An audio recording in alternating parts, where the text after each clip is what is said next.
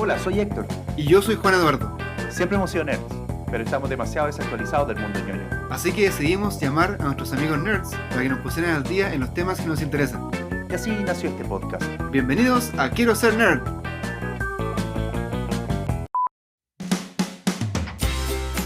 En el episodio de hoy revisaremos algo de ciencia ficción. Y la psicohistoria lo que hace es predecir el comportamiento de la humanidad, pero de la humanidad a nivel como estadístico. No puede predecir el comportamiento de una persona en particular, sino que como de sociedades, de forma matemática. Es como una sociología estadística, una cosa así. Exactamente. hablaremos de tecnología. Tiene hartos chascarros porque no prepara sus entrevistas, como lo que le pasó con el que es como blindado que tiene en Tesla, no me acuerdo cómo se llama. ¿El Cybertruck? El Cybertruck, que en la presentación mundial dijo, no, los vidrios son irrompibles y le pegó un martillazo. Bueno, se le rompió el vidrio.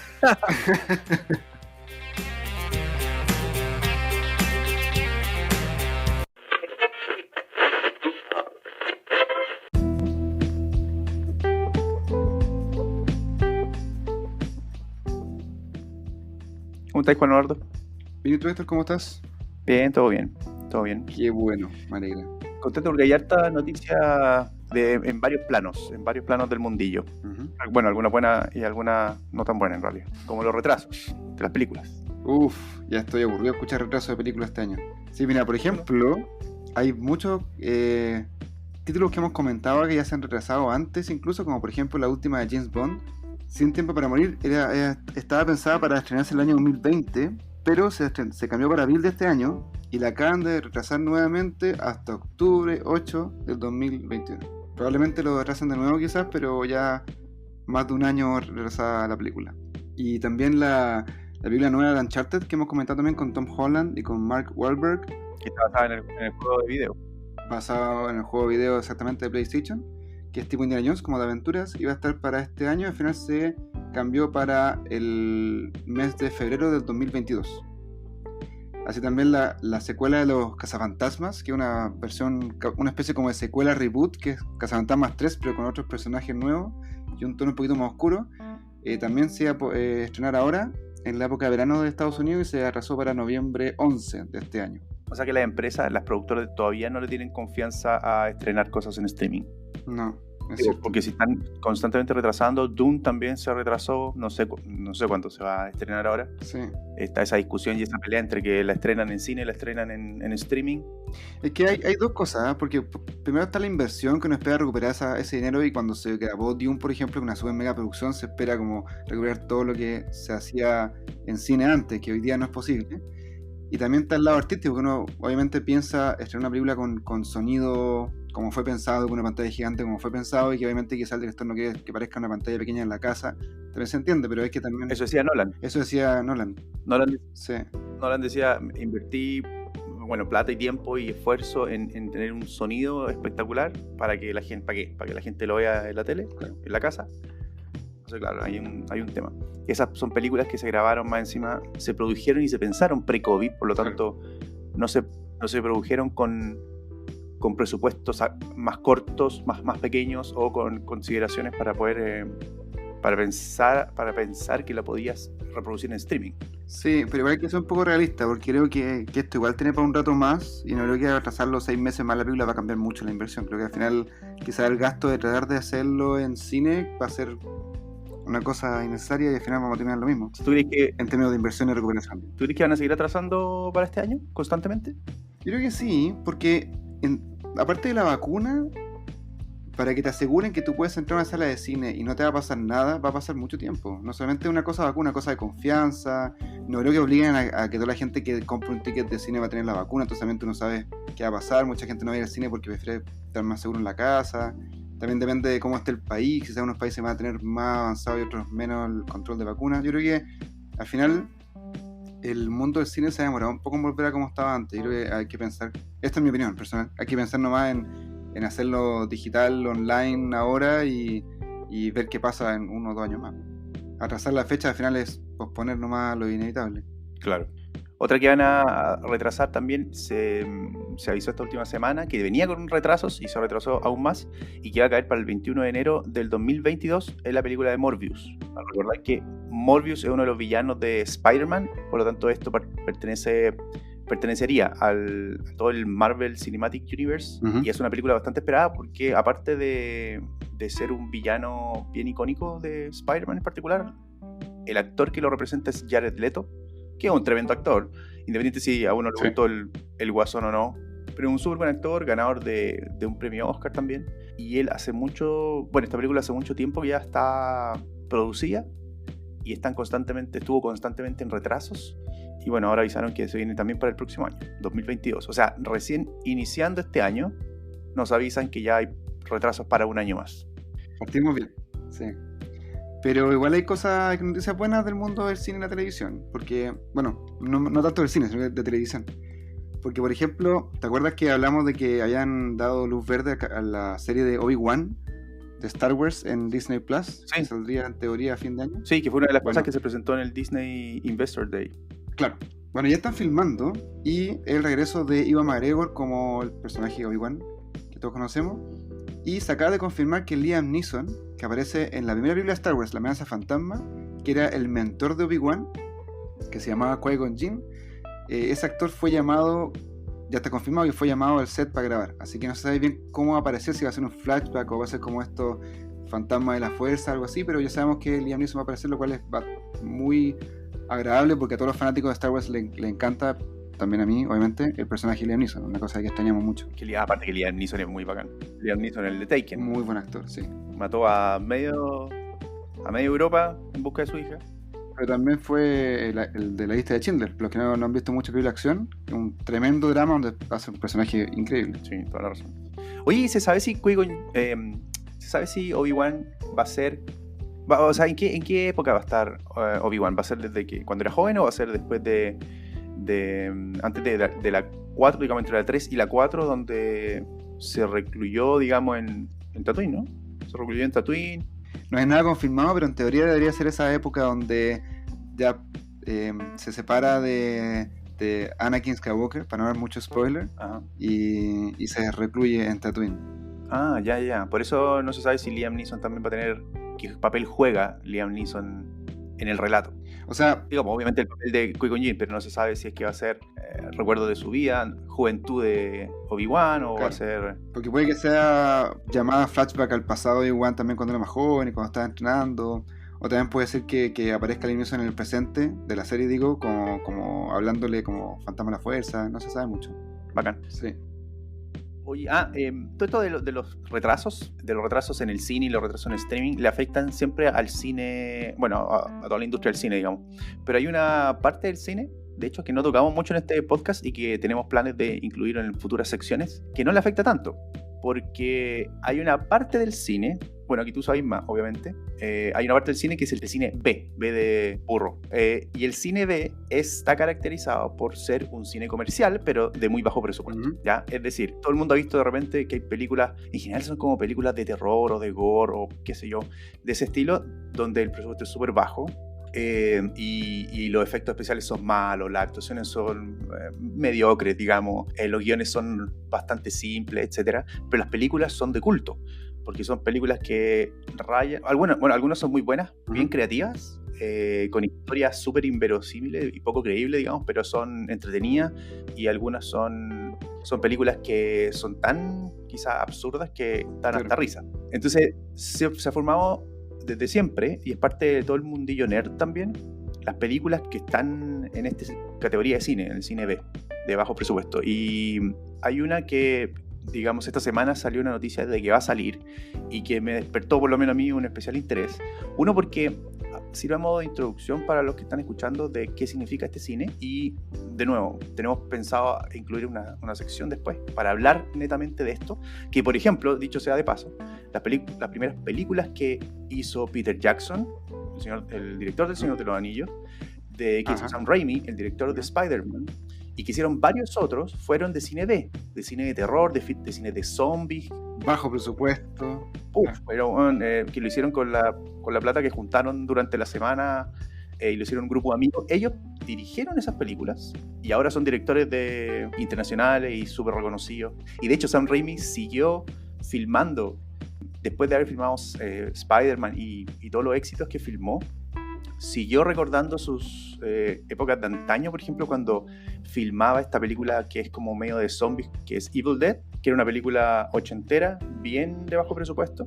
Después que ya era muy famoso, se metió de nuevo a filmar la serie, a producir la serie de Evil Dead, porque le gustaba, básicamente. O sea, después de tener ese éxito y de haber filmado todo lo que quisiste filmar, volviste a recordar tus viejos tiempos cuando eras más joven y hacías las cosas que realmente te gustaban. Sí, y le fue re bien la serie, tuvo 3 temporadas, era muy buena. Sí, era muy buena la serie. Ash vs. Evil Dead se llama. Ash vs. Evil Dead. Eso es para los que puedan buscarlo. No sé dónde lo están dando en realidad. Era de Stars, no sé si está ahora en alguna... Creo que estaba... ¿Puede estar en Netflix quizás? Pero si uno puede buscarlo, ese cine era muy cine gore y es una serie bastante buena que le fue súper bien, y cada uno de los capítulos era básicamente ver la película de hace 30 años. La serie completa está en Netflix ahora, son 3 temporadas. Bueno, se la recomendamos para los que quieran meterse un poco en esto del cine B. Ahora, ¿por qué despertó curiosidad esta semana? En realidad fue porque salió un tráiler de una película que vendría siendo la segunda parte de otra anterior. En este tipo de cine hay íconos como por ejemplo Sharknado, que es un tornado de tiburones. Claro. Los que están escuchando, más de alguno habrá visto algún tráiler en YouTube o algo de una película muy mala, digamos. Hay varias, hay como 5 parece, algo así. Hay tiburones, un tornado de tiburones en la arena, tiburones en el desierto, tiburones voladores, o sea, tiburones para todo. De hecho hay un canal muy bueno de YouTube a todo esto que es... te lo resumo así nomás, que yo lo recomiendo un montón. Es de un argentino que hace resúmenes de películas y le dedica bastante tiempo a hacer resúmenes de películas de bajo presupuesto como las de tiburones. Claro. Entonces también pueden buscar eso para reírse un poco esos trailers. Y chistoso ese canal. Es muy bueno ese canal, a mí me encanta. Hay varias cosas recurrentes en este tipo de cine. Por ejemplo, hace un tiempo atrás salió una película sobre zombies nazis que revivían. También han salido películas de tiburón, etc. Y ahora salió una que despertó la atención de todo el mundillo nerd de este cine B, que se llama Sky Sharks, que la traducción literal vendría siendo como tiburones voladores, una cosa así, cielo de tiburones. Y que se trata, básicamente, de que comienza una invasión a la Tierra de tiburones que vuelan, que tienen partes mecánicas y que están comandados por zombies nazis. O sea, acá en esta película es la apoteosis máxima del cine B, porque juntaron tiburones que volaban, invasiones a la Tierra, de hecho los efectos especiales son bastante buenos. Juntaron nazis, juntaron zombies, juntaron todo en una sola película. Wow. Ustedes pueden buscar el tráiler en internet. De hecho, el afiche es bastante bacán. Sale un nazi con 2 metralletas sobre un tiburón con más metralletas. Así que pueden ver Sky Sharks y buscar el tráiler para que lo vean en YouTube, para ver si tienen intenciones de verlo. Esto va a salir ahora, lo van a tirar en DVD en febrero del 2021, el próximo mes. Bueno, y aquí venía esto, que este tipo de cine se mantiene fiel porque no está pensado para el cine en particular. O sea, no le afecta para nada la pandemia, porque en realidad uno tiene que, o lo encuentras en algún stream por ahí, o te compras el DVD para poder verlo. Sí. Por lo menos que sobreviva el cine B es buena noticia. Oye, pero hay un placer en ver películas malas, creo yo, o absurdamente ridículas. A mí me gusta mucho ver películas antiguas de gore, de esa de la años 80, donde hay zombies, que la gracia era como mostrar un poco de sangre y la trama no importaba mucho. Era muy chistoso. Sí, hay muy buena. Los payasos asesinos del espacio exterior. Esa me encanta, sí. Machete, Evil Dead, La noche de los muertos vivientes. O sea, hay un montón de películas que caen dentro de esa categoría. Sí. Y que vamos a estar comentándola en algún momento en este podcast. Bueno, pero hay un autor porque el gore, tú sabes que una cosa era muy de culto y muy como de gente fanática en los años 80, pero hoy día es más conocido. Hoy día todo el mundo sabe que es un zombie. Y eso creo que se debe mucho gracias a, por un lado, lo que comentaste de autores que partieron así y están haciendo cosas comerciales, pero también de una serie de televisión que se llama The Walking Dead, que llevó los zombies a la televisión. Muy, muy importante porque abrió un poco a la gente común y corriente sobre este mundillo que existía antes de culto, que todavía está, de hecho, la serie dando ahora. Van a dar, creo, la última temporada. Pronto van a sacar unos episodios para cerrar la penúltima y después viene la última. Pero el autor de esta serie no nació en serie, de hecho, nació de un cómic. Se llama Robert Kirkman. Obviamente ese es un nombre importantísimo en el mundo del cómic. También tiene otra serie que va a salir ahora. Se estrena, de hecho, en marzo, que se llama Invincible. Y Invincible es una serie de dibujo animado que la gracia es, para empezar, que es de Robert Kirkman. Segundo, que es una serie que cada capítulo dura 1 hora, no media hora como estamos acostumbrados. Y tercero, que da una vuelta un poco a este mundo de los superhéroes, porque trata de un héroe que se llama Invincible, que es una persona común y corriente, excepto que es hijo de el mejor y mayor superhéroe que ha tenido la Tierra. Entonces, cuando él va creciendo, tiene toda esta historia como de crecimiento de juventud. Cuando va desarrollando sus poderes, se da cuenta que el legado del padre tampoco es tan heroico como él cree. Entonces va un poco ahí chocando con la realidad. Bueno, salió un tráiler ahora, pero se estrena la serie el 26 de marzo. Salen 3 episodios de 1 hora en Amazon Prime, y después van saliendo semana a semana. Está bueno. ¿Será, me imagino, para adultos o no? Porque Robert Kirkman siempre escribe cosas que son para adultos. Me atrevería a decir que, así con seguridad, no es para niños, aunque sea dibujo animado. Lo han dicho, yo no leí el cómic, pero me imagino por la historia de Robert Kirkman en sus escritos que no va a ser muy para niños. Recordemos que Robert Kirkman, además de Invincible, ha hecho, The Walking Dead, ha trabajado en Capitán América, ha trabajado en Los Cuatro Fantásticos, en varias producciones de Marvel, de cómics de Marvel, incluido una que se llama Marvel Zombies, por ejemplo. Sí, Marvel Zombies es muy buena, muy buena. Es cuando llega este virus zombie a los superhéroes. Entonces tú no ves como, ¿qué pasaría si que Spider-Man es mordido por un zombie? Es súper buena la historia, muy buena. No para niños, obviamente. Oye, pasando un poco el tema de las películas y las series, lo cual viene con hartas novedades esta semana, pasemos un poquito a hablar de videojuegos, plataformas. Hay una noticia que está dando vueltas y que tiene que ver con Xbox. Microsoft, digamos, dijo que esta semana que iba a subir el precio del Xbox Live Gold, que es este pase para que uno pueda jugar online, y uno pueda jugar ciertos juegos online, además de tener acceso a varios otros juegos, etc. Lo interesante de esta noticia es que Xbox dijo que iba a subir eso, me parece que era como un 10%, es decir, en un mes creo que valía algo así como $10 y después lo pasó a $11. Y cada uno de los paquetes que tenía de 3 meses, 6 meses, donde uno paga, se inscribe y tiene ese pase durante cierta cantidad de tiempo, hasta que se te vence, lo iba a subir en algún momento. La cosa es que causó tanta indignación en los usuarios que pasó algunos días y Xbox se echó para atrás, dijo, no, ¿saben qué? No vamos a subir esto, no vamos a subir el precio que teníamos planificado. Y dijo, es más, lo que vamos a hacer además es liberar muchos de los juegos que se tienen que jugar a través de este pase, que son free to play, o sea, son gratis para jugar, pero tú los juegas a través de Xbox Live Gold. Van a liberar esos juegos para que la gente pueda jugarlos sin necesidad de tener ese pase, como por ejemplo el Fortnite, el Apex Legends o el Call of Duty Warzone, además de algunos otros, que son como los más populares. Ahora, ¿qué es lo interesante de esto? Es que Xbox, cuando se arrepintió y dijo ya no vamos a subir el precio, lo vamos a dejar como estaba, pidió perdón, básicamente. En el Twitter también, en Twitter y en sus cuentas dijo perdón por hacerlo, básicamente. A veces los usuarios nos recuerdan a nosotros que hay ciertos valores que tenemos que mantener, por ejemplo, y uno de esos valores es siempre estar dándole la mejor experiencia a los usuarios. Y habiendo subido este precio, claramente no era la mejor experiencia para ellos, porque esencialmente habría que, no sé, ellos tendrán que revisar su política, pero a uno no le gusta que le suban los precios de un día para otro, obviamente. Entonces dijeron gracias, no lo vamos a subir, no sé hasta cuándo en realidad, no todavía. Pero por lo menos, no todavía, claro, pero por lo menos hay dos cosas bien interesantes acá. Uno es que escuchan al final, bueno, la indignación fue súper grande en realidad, así que no les queda otra que escuchar también, pero escucharon, hicieron caso a eso y al final, y además de eso, el decir que la gente los hace mejores, básicamente, es que realmente tiene o por lo menos muestran ese interés en escuchar a sus usuarios, y los usuarios obviamente se sienten escuchados, lo cual es un gran adelanto en cuanto a la experiencia como jugador, como cliente.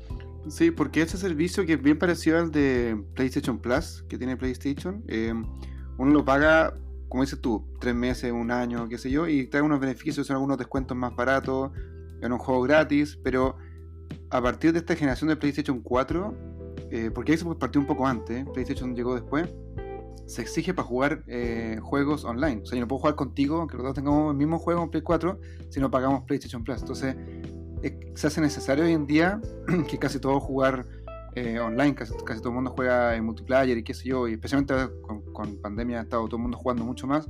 Se hace muy necesario este servicio para poder como compartir también la consola, para no estar como encerrado en uno mismo. Entonces igual es como bien fuerte que lo suban, y qué bueno que Xbox Live, o sea, que Xbox o Microsoft en realidad haya escuchado a la gente, a sus clientes.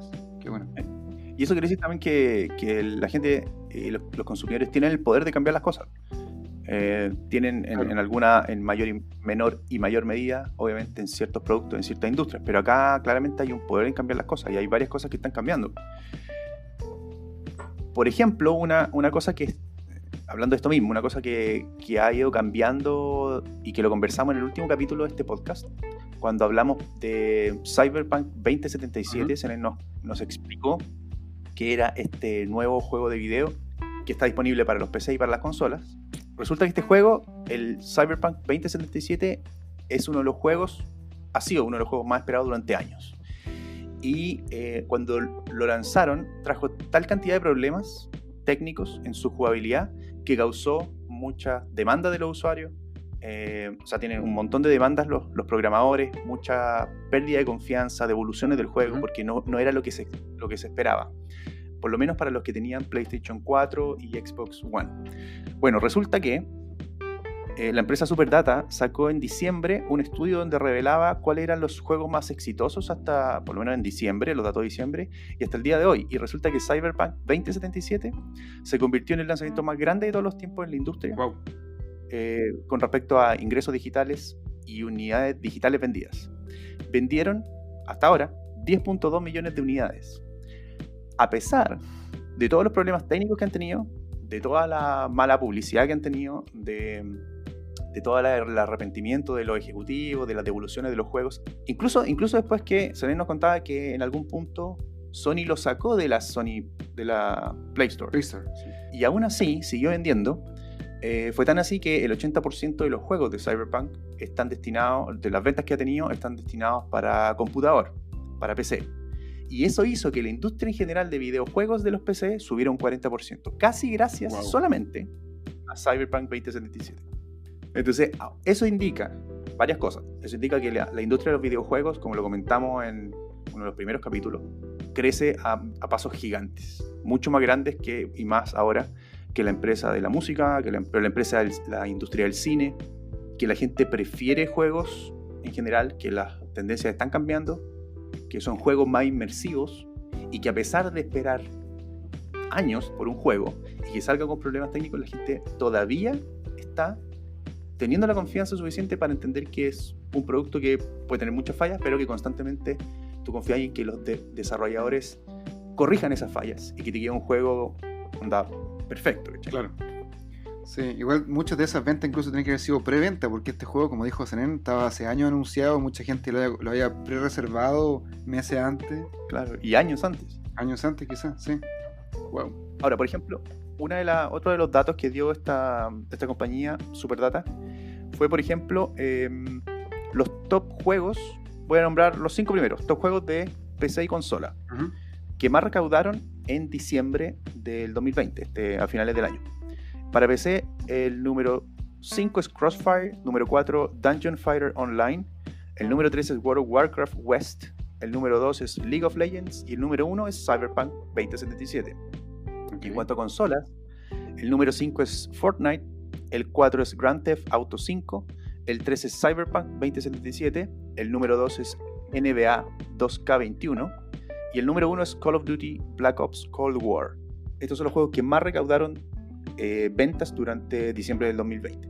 Oye, pero un dato freak es que Grand Theft Auto 5 es un juego del 2013 que salió para la PlayStation 3, que después salió obviamente una versión como remasterizada para el PlayStation 4, que tiene una cosa online que siempre ha mantenido viva, pero es un juego que ya lleva 8 años en el mercado y todavía sigue siendo uno de los más vendidos y jugados del mundo. Increíble, ¿eh? Pero como Nueva York, esa No, ese es el 4. El 5 es se llama Los Santos, que es como Los Ángeles. Tenéis razón, no, ese no lo jugué. No, es muy bueno porque puedes jugar, bueno, para empezar es una trama mucho más larga con 3 personajes distintos, pero aparte inventaron el online, que no son solamente partidas, sino que es un mundo online donde puedes como comprar tu casa, comprar tu auto, tomar misiones. Hay misiones que son como de ataque, por ejemplo, un banco que hay que planearla y robarse una, no sé, por ejemplo, un camión, y después robarse un traje de guardia, que sí, después para atacar el banco, y se juega con amigos. Entonces, se ha mantenido un juego que tenía un online más o menos limitado antes, ahora está como cada vez con contenido nuevo y te hace como revivirlo, jugarlo, no venderlo, porque siempre sacas provecho. También salió el Red Dead Redemption hace unos años atrás, que también es como la versión de los vaqueros de esta misma empresa de Rockstar, y también sigue muy vigente. No, muy bien, esa es la mano. Una de las grandes ventajas de tener un juego de mundo abierto, que lo conversamos también en el capítulo anterior, el mundo abierto son estos juegos donde hay un mapa gigante y tú puedes, básicamente hay misiones por todas partes, aventuras por todas partes, y tú puedes elegir cuándo ir a hacer cada aventura. No tienes que necesariamente, en menor o mayor medida, no tienes que necesariamente seguir una serie de, digamos, de misiones que te va dando el computador, sino que tú puedes ir eligiendo. Una de las grandes ventajas que tiene los mundos abiertos es que finalmente te sirven de plataforma. O sea, cuando uno crea un juego de mundo abierto, ya tenías el mapa creado, tenías las misiones, lo único que te falta después es poder actualizar ese mapa y actualizar las misiones. Muchos de estos juegos, de hecho, por ejemplo, el World of Warcraft debe tener, ¿cuánto? 15 años en el mercado, y lo que hace es constantemente un mundo abierto donde hay mapas de todo, y lo que hace constantemente es tirar más expansiones, más maneras de juego, donde tú vas variando esas misiones y esa historia, pero finalmente el mundo está creado, el motor, la base está creada, y trabaja sobre eso. Son los que más, al parecer, los que más se mantienen vigentes durante largo tiempo, gracias a esas expansiones.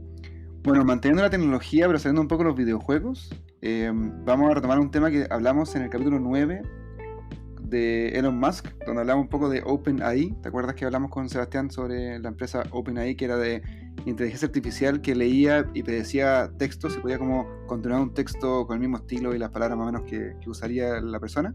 GPT-3, una de las mejores avances en IA hasta el momento. Así es, sí. No, es muy impactante. Pasó que ese día, no lo comentamos, pero hay un capítulo de Black Mirror que habla un poco de algo similar, que consiste básicamente en que una empresa le vende a un personaje que perdió a su pareja en un accidente y falleció, le vende la oportunidad de chatear con una inteligencia artificial que responda como hubiera respondido su novio si hubiera estado vivo. Entonces lo que hace la tecnología es como leer todos los chats que ocupaba la pareja, y cuando ella lo saludaba, el chat respondía como si fuera él, con una inteligencia artificial. Es un capítulo de Black Mirror súper como intrigante, no voy a contar más, pero véanlo, muy bueno. Ese capítulo se llama Be Right Back. Be Right Back, exactamente. Como ya volveré, una cosa así. Ya vuelvo. El primer episodio de la temporada 2. Trata de esta inteligencia artificial que después empieza como a tomar un poco más vida y qué sé yo, pero lo interesante de esta noticia que voy a contarte ahora es que Microsoft está patentando una tecnología que haría que tú puedas hablar con alguien que falleció a través de un chat de la misma forma que la serie de Black Mirror. Bueno, y eso está basado creo que en los textos que dejó en Facebook, en cualquier cosa escrita que tenga, etc. Bueno, yo lo encuentro súper creepy. Sí, es un poco perturbador porque en realidad no sé si el duelo lo puedes manejar si es que te miente a ti mismo hablando con un chat, pero también puede ser que sea una cosa terapéutica para algunas personas que tengan una baja aceptación de lo que pasó. Pero en realidad la utilidad que dice Microsoft y que tiene sentido es que ellos pueden revivir personas históricas. Por ejemplo, podría revivir un Abraham Lincoln en base a lo que él escribió, claro, en base quizá a su discurso. Nosotros sabemos qué discurso dio. Podríamos revivir a un chat que reviva a Elvis, según las entrevistas que él dio, según los escritos, etcétera. Por lo tanto, pero Elvis está vivo, Elvis. Bueno, sí, está en alguna luna de... No muerto, se cambió el nombre, se la tiró. Sí, no, está con Hitler y con John Lennon, creo. Pero básicamente lo que dice Microsoft es eso, lo que quiere hacer es, a través de incluso también modelos en 3D y esta nueva tecnología, revivir a Elvis. Entonces tú vas para allá y hablas con él, entablas una conversación y él te respondería tal cual como teóricamente te respondería si estuviese vivo. Ahora, eso se extrapola, claro, obviamente a lo que estamos todos pensando y que viene este tema de Black Mirror, en que uno podría hablar con alguien que ya falleció. Si es que yo agarro todo lo que él escribió, se lo paso a esta máquina lo procesa y entablamos una conversación. Lo cual es súper perturbador, creo yo. Es como que, porque, o sea, podría llegar a hacer eso perfectamente. Zombies, al final. Microsoft quiere crear zombies. Claro, sí. No, pero lo complicado es cómo tomaría el inconsciente, o el consciente incluso, una cosa así con el duelo, porque igual es una cosa que uno tiene que como que superar en la vida y quizás eso va a retrasarlo un poco y no sé qué pasa ideológicamente con la persona si no lo deja ir nunca, porque la idea es como que tú igual puedas superar el trauma si una persona normal, no una persona histórica, estás hablando de una persona que no conoció y falleció. Pero bueno, uno puede preguntar, ¿de dónde dejaste la llave de la caja fuerte? Claro, se solucionarían bastantes problemas. Bueno, una de las cosas que se podría hacer para ver lo que pasa es ver este capítulo de Black Mirror. Así es. Que dicho sea de paso, Black Mirror es a mí me encanta, extraordinaria serie. Sí. Y que muchos de los capítulos nos hacen, digamos, lo que graban hoy en Black Mirror, el próximo año sale alguna noticia relativa a eso. Claro. Es como que yo ya he visto el tema de los likes de YouTube, de los likes de Facebook. Ahora está esto, por ejemplo. También está el tema de los perros. Hay un capítulo donde salen estos perros que vimos bailando. Claro. En el video de Boston Dynamics. Sí. Mira, para la gente que no ha visto la serie, la gracia que tiene es que son todos los capítulos independientes. O sea, no es continuada. Uno puede ver cualquier capítulo en cualquier orden y da lo mismo porque son como unos cuentos en cada episodio. Y que duran un poco menos de una hora por ahí. Está ahora en Netflix completa, son 4 temporadas. Y la serie habla de tecnología que está casi al alcance de la mano. O sea, una tecnología que no existe hoy día, pero quizás mañana. Por ejemplo, este caso es la tecnología de hablar con alguien que falleció a través del chat, un capítulo del año pasado o antepasado, y que hoy día puede ser realidad. Entonces, se proyecta un poco en el tiempo y analiza qué es lo que pasaría con una persona, un ser humano con defecto y que puede abusar de la tecnología o puede afectarle de un tema medio de una forma muy personal. ¿Qué pasaría con el ser humano si tuviera esa tecnología ahí? Y inventa una historia al respecto y después deja un interrogante que uno se queda pensando después de un episodio. Por lo cual yo recomendaría que no vean 2, 3, 4 seguidos, vean uno al día o no sé, porque igual es interesante un poco reflexionar sobre lo que se vio, lo que se habló en el... Estoy de acuerdo. Sí, hay uno muy fuerte, soy muy bueno. Oye, y otra cosa que tiene que ver con eso también, en cuanto a los chatbots, es que Microsoft también había hecho hace un tiempo atrás un chatbot que se llama Tay, T-A-Y, y tenía un Twitter que se llama Tay Tweets. De hecho lo pueden encontrar, creo que está Tay and You, creo que es el Twitter. Bueno, la cosa es que ellos programaron este chatbot en base a inteligencia artificial, y él, que representaba a un adolescente, tiraba tweets en esta cuenta, que era inteligencia artificial, nadie la escribía, el computador lo escribía. Uh-huh. La cosa es que pasó algo muy curioso. Esta cuenta de Twitter, que generaba tweets automáticos, un día, por ahí por marzo del 2016, le dijo a un usuario de Twitter que le dijo algo así como: me da mucho gusto conocerte, los humanos son muy cool. Y 24 horas después, menos de 24 horas después, empezó a tirar tweets racistas. Okay. Por ejemplo, tiró uno que decía: Hitler estaba correcto y odio a los judíos, por ejemplo.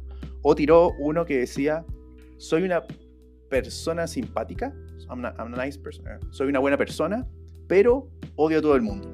Entonces eso fue en menos de 24 horas. Pasó de que los humanos son super cool a tirar comentarios racistas y decir que Hitler estaba en lo correcto.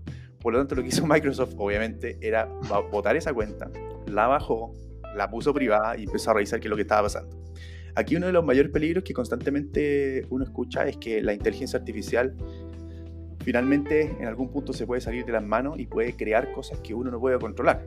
Y eso es uno de los grandes riesgos, de los que de hecho hay varios, que dentro de los cuales está Elon Musk, dentro de los cuales estaba Stephen Hawking, que son partidarios de decir, digamos, que la raza humana va a terminarse a causa de la inteligencia artificial y no a causa de cualquier otra razón, ni del clima, claro, ni de un virus, ni una de esas cosas, sino por inteligencia artificial. Todas estas cosas que van apareciendo sobre GPT-3, sobre robots que están constantemente, que nos trae el Sebastián también en nuestra sección de tecnología y tecnología, que constantemente nos traen estos avances, te hacen pensar cada vez más en que esos días no pueden no estar tan Claro. lejos, digamos. Ya lo dijo James Cameron en Terminator, ¿no?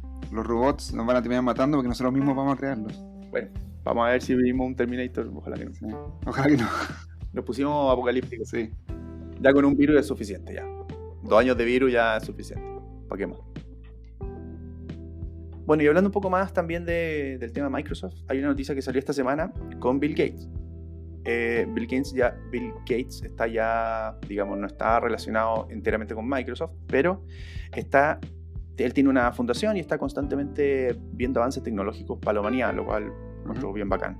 Una de esas es encontrar la manera de tapar el sol. Tapar el sol. ¿Ya? Suena como, de hecho hay un capítulo de Los Simpsons donde Mr. Burns tapa el sol de Springfield, cobra como una recompensa, o sea, como pide una recompensa para poder sacar un paraguas gigante que le ponen.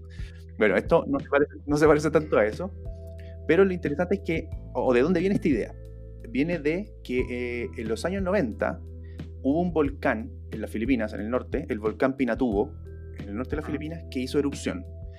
La erupción de este volcán fue tan grande y tiró, digamos, mucho dióxido de carbono, etcétera, y tapó las nubes, tapó el cielo, ya. Hizo que, obviamente, que la radiación del sol no llegara a la Tierra. Entonces, fuera de que el hecho era, obviamente, muy malo para la humanidad, digamos, porque murieron casi 1000 personas, hubo evacuaciones, se perdieron cosechas, cenizas, etcétera. La única buena noticia que salió de todo eso es que durante ese tiempo, la temperatura de la Tierra en esa zona bajó medio grado. ¿Ya? Medio grado es mucho. O sea, nosotros ahora, para el tema del calentamiento global, estamos peleando por décimas de grado. ¿Ya? Y hay un cambio gigante entre décima y décima. La cosa es que bajar medio grado a algo es muchísimo. Por lo tanto, una de las cosas que se pensó era bueno, si queremos bajar más temperatura, tapemos el sol. Lo cual ahora, habiéndolo dicho, no suena tan loco. Pero obviamente no con un paraguas, sino con... hay un montón de cosas que se están barajando, que es tirar ciertos químicos en el cielo, cosa que separe la radiación o que refleje los rayos del sol, etc. No hay nada muy avanzado en eso. Lo que sí está avanzado, digamos, lo que la noticia nos reporta es que ya están, digamos, manos a la obra en empezar a desarrollar esta investigación. ¿Ya? Y hay científicos de universidades bastante importantes que están dentro de esto para ver si es que en algún momento el planeta se calienta mucho, se puede hacer este gran paraguas de alguna manera para poder bajar la temperatura.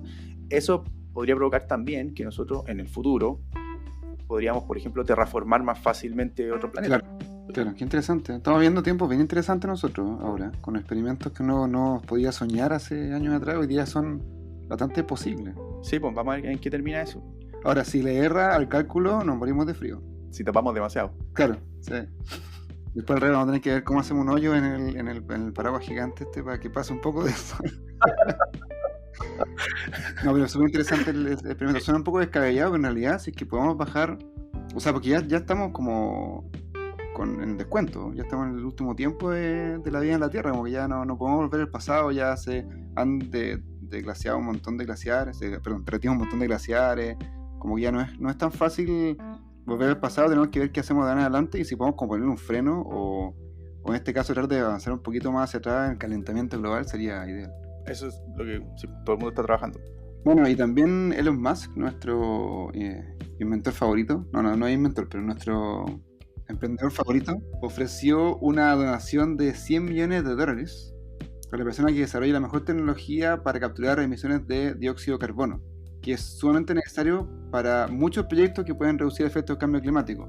Y una de las cosas que también afecta, no es solo el cambio climático, y quizás yo entendería que no es solo de su interés el tema del cambio climático, sino que lo que él ofrece finalmente es a quien capture más dióxido de carbono. Claro. Porque, por ejemplo, los cohetes que él tira para arriba, al espacio, generan mucho dióxido de carbono. Entonces sería ideal, por ejemplo, si es que además de reducir el dióxido que yo tiro, lo pudiera capturar y lo encapsulo, digamos. Y si lo encapsulo, lo podría incluso encontrar la manera de poder hacer que eso se convierta en energía en alguna parte. Por ejemplo, no sé, imagínate que un cohete tire todo el humo que tira después de quemar todo el cohete de combustible, y yo pueda capturar todo eso, llevármelo para arriba y usarlo de alguna manera. Claro. Ahí podría tener incluso esta fábrica que quiere tener él de cohete fábrica de producción en serie de cohetes, pero más encima reciclable y más encima bio. Sí. O sea, obviamente un beneficio directo a SpaceX, pero también un aporte al mundo si se puede lograr una tecnología que haga eso. Absolutamente. Y también, como él dice, a terraformar, y también de la mano de lo que dijimos recién, a terraformar algún país, algún planeta. Claro. Porque si querés terraformar Marte, o sea, no cometamos los mismos errores que cometemos acá. Exactamente. Primero que todo, llevemos la manera de la ingeniería suficiente como para poder hacerlo bien. Bueno, ya tenemos un capítulo muy interesante donde hablamos de Elon Musk, de hecho.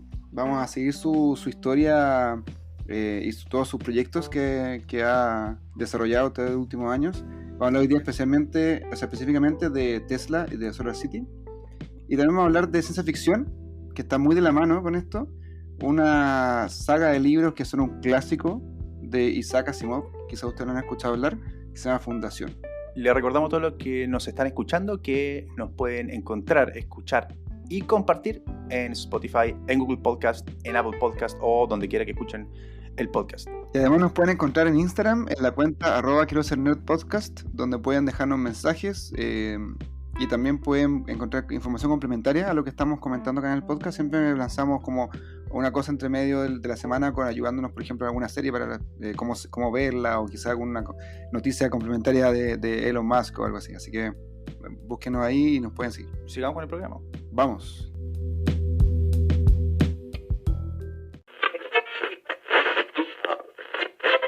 Nuestro querido amigo Carlos, experto en ciencia ficción, que nos estuvo acompañando a través de este podcast recomendándonos libros, partió contándonos sobre Dune, que es este libro clásico de ciencia ficción de los años 60 de Frank Herbert, que se va a estrenar en la película ahora, se aplazó hasta el próximo año, perdón, hasta este año, fines de este año. Y después de eso, cuando nos habló un poco del origen, o sea, no origen, como de cómo partir leyendo ciencia ficción, recomendó leer a Isaac Asimov, que es uno de los mayores exponentes de los últimos 50 años, y él de hecho tiene una saga de ciencia ficción, se llama Fundación, y compite un poco con Dune sobre cuál es la más importante en ciencia ficción, sobre su influencia de futuro o su importancia respecto al momento en el que salió y todo eso. Hoy día vamos a hablar con Carlos sobre esta otra saga importantísima de la ciencia ficción escrita por Isaac Asimov que se llama Fundación. Y esta saga, algo importante de esta saga es que toma la ciencia ficción desde un punto de vista bastante particular, desde un punto de vista más matemático, más histórico, hay un análisis en la trama, y este análisis matemático o estadístico es parte de la trama, algo que en otras sagas de ciencia ficción no se ve mucho porque toda la ciencia está por detrás de lo importante. Por ejemplo, el hecho de que alguien colonice un planeta, uno ve cómo se coloniza el planeta, pero no entiende o no es tan protagonista el análisis de por qué se está colonizando ese planeta en particular. En Fundación, ese análisis, la manera de analizar a la sociedad y el futuro, es el hilo conductor de la trama, lo cual hace que sea quizá un poco más difícil de digerir, probablemente, pero que haga mirar la ciencia ficción, en particular esta saga, desde un punto de vista bastante particular, que es lo que vamos a conversar también con Carlos. Carlos Aravena es ingeniero eléctrico y su sueño es pilotear un X-Wing. Conoce todos los posibles futuros de la humanidad. Es un verdadero experto en ciencia ficción.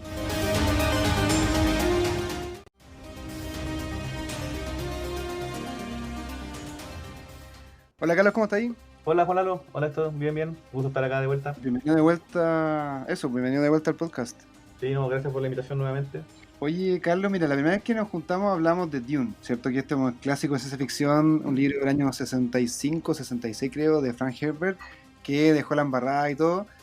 Pero hay otra saga, igual o más importante que Dune, que salió un poquito antes, que es de tu doctor favorito, Isaac Asimov. Así es, Fundación, se refiere a esa saga. Es una de las sagas, yo diría que quizá más, la saga quizá que más influenció la ciencia ficción del siglo. Creo que a diferencia de Dune es una trilogía que es un poco más accesible al público general, tanto es más popular. Entonces como que es menos denso los temas que trata. Es menos denso, es una escritura más light. Fundación se originó, el libro como Fundación, que es el primer libro de una saga enorme, aunque voy a concentrarme en hablar quizás de la saga original.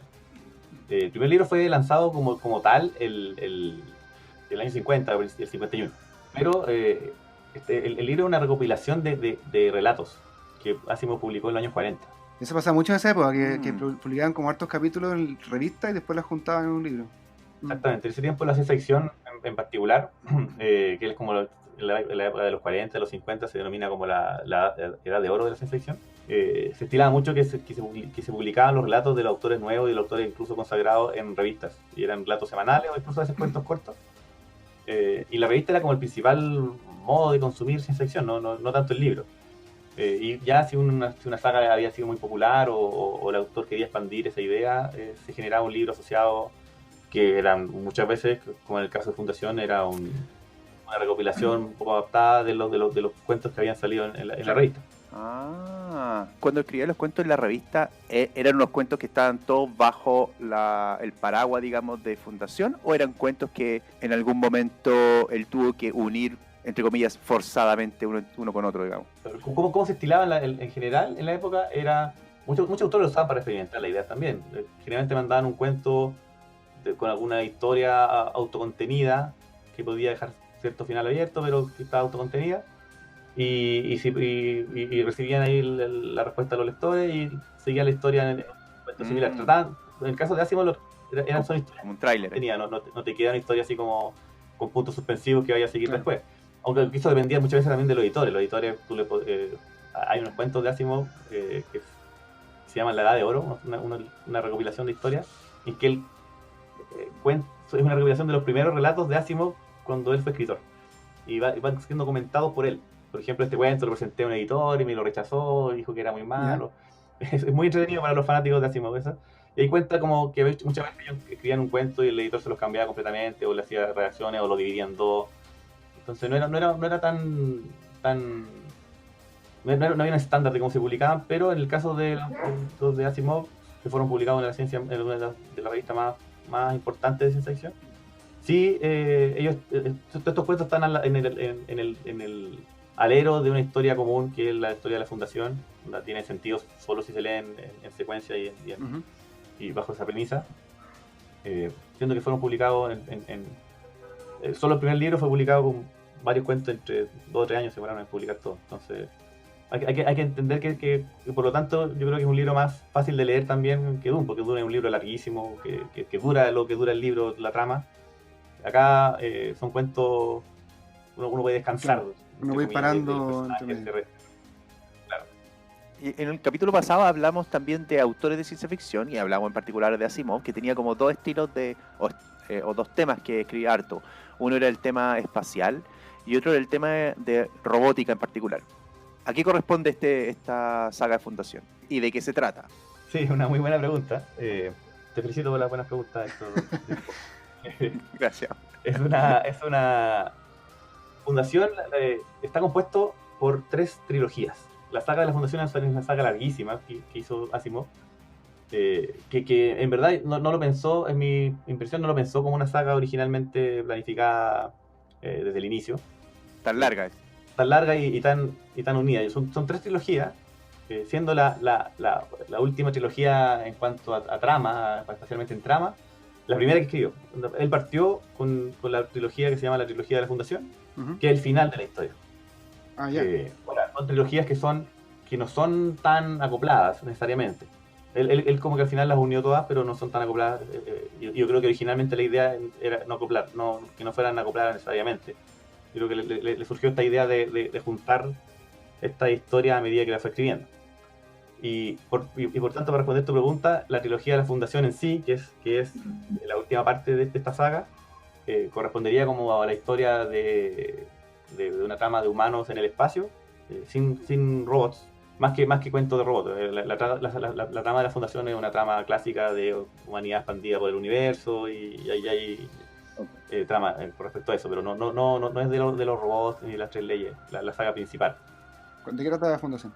La Fundación, como dije, la saga principal es una trilogía, o sea, es más de una trilogía, pero la Fundación original es una trilogía que comienza con el primer libro, se llama Fundación. La gracia de la trama es que hay un imperio galáctico, que es donde vive la humanidad. La humanidad vive dentro de este imperio galáctico, que se ha expandido por miles de planetas a lo largo del tiempo, un poco como comentamos en Doom al principio, y se ha vuelto cada vez más estancado, pero nadie se da cuenta de eso. Así comienza el libro. Pero estancado se refiere a qué? En cuanto a desarrollo cultural y científico. Ya, perfecto. Y político también. Entonces, la trama comienza con un científico que se llama Harry Seldon, que es uno de los personajes más queridos de ciencia ficción por todos los que somos fanáticos de ciencia ficción. A ti te encanta. Harry Seldon es un científico que funda una ciencia que se llama psicohistoria. Y la psicohistoria lo que hace es predecir el comportamiento de la humanidad en forma científica, pero de la humanidad a nivel como estadístico. No puede predecir el comportamiento de una persona en particular, sino que como de sociedades, de forma matemática. Es como una sociología estadística, una cosa así. Exactamente, como una sociología Claro. estadística, una cosa así. Él mezcla los campos de la psicología con la sociología y la matemática. Esa ciencia se llama psicohistoria, él lo denomina así, y el libro parte con que este científico alerta de que el imperio está en franca decadencia, aunque nadie se da cuenta, y que va a durar solo 500 años más. Y que en 500 años más el imperio va a decaer y va a venir una edad oscura de la humanidad que va a durar 30.000 años. Entonces el libro parte advirtiendo eso, y obviamente el imperio, el primer cuento que cuando anuncia esto, el imperio se resiste a la idea, lo trata de que es alguien que está en contra del imperio, y Seldon, la trama del libro en sí es que Seldon planifica, tiene un plan para acortar ese periodo de oscuridad. Dice que es inevitable que el imperio caiga, eso ya es la inercia que trae la decadencia, es inevitable que caiga, pero él tiene un plan para acortar el periodo posterior de barbarie y de oscuridad de 30.000 años, acortarlo solo a 1.000, de manera que la humanidad pueda resurgir. Esa es como la motivación que desencadena la trama de Fundación. Está súper buena la premisa, ¿eh? Es una gran premisa. Sí. Asimov se basó en Asimov, como comenté en el podcast anterior que estuve, tiene libros de muchas cosas, y él era muy asiduo a escribir libros de historia. Le gustaba muchísimo la historia, y Fundación se basó en la caída del Imperio Romano. Como este imperio tan grande, Claro. que no tenía por dónde caer, cae por su propio peso, y un poco eso es lo que pasa en Fundación. Y cómo viene la Edad Media después, que son siglos y siglos de que hubo un estancamiento cultural, social, tecnológico importante, Cierto. comparativamente como venía avanzando la sociedad antes de eso. Entonces, Asimov como que tomó eso, que es algo que hace mucho ciencia ficción, toma ejemplos del pasado y los tira al futuro. Ujú. Y dijo, ¿qué pasaría si en vez de un imperio romano, sea un imperio galáctico, y lo que se quiere evitar la edad oscura? Ay, eso está súper interesante. Bueno. Esa es la premisa de Fundación. Entonces Fundación comienza con este científico diciendo, ojo, tengo un plan, que el plan Seldon, tengo un plan para evitar que hayan años de oscuridad. Y la gracia del libro es que el Seldon tiene un plan para impedir esta oscuridad que viene después de la decadencia del imperio, y que ese plan inicialmente era establecer una colonia de científicos en un planeta, de manera de que ellos resguardaran todo el conocimiento actual científico en una enciclopedia galáctica, para que eso no se perdiera. Esa era como la idea que le vendió a la sociedad, diciendo, con esto vamos a evitar que pase. Y la gracia es que eso es como una excusa para ir desencadenando el verdadero plan que tiene Seldon detrás, que lo guía las ecuaciones de la psicohistoria, para poder desarrollar un futuro segundo imperio que renazca de la ceniza mucho más rápido. Ujú. Entonces los cuentos y la trama de los cuentos son sucesivas, pasan varios años entre cuento y cuento, entre crisis y crisis, se llaman crisis Seldon en el libro, como pasa una crisis social que se resuelve, y que uno se da cuenta que Seldon ya tenía prevista con sus ecuaciones, porque Seldon ya después no es un personaje de la trama, y cómo la gente que está protagonista de esa trama en ese minuto tiene que resolver esa crisis en función de lo que sabe de Seldon y en función de sus propios recursos, y cómo después, 100 años después, con otros personajes que tienen que resolver otra crisis.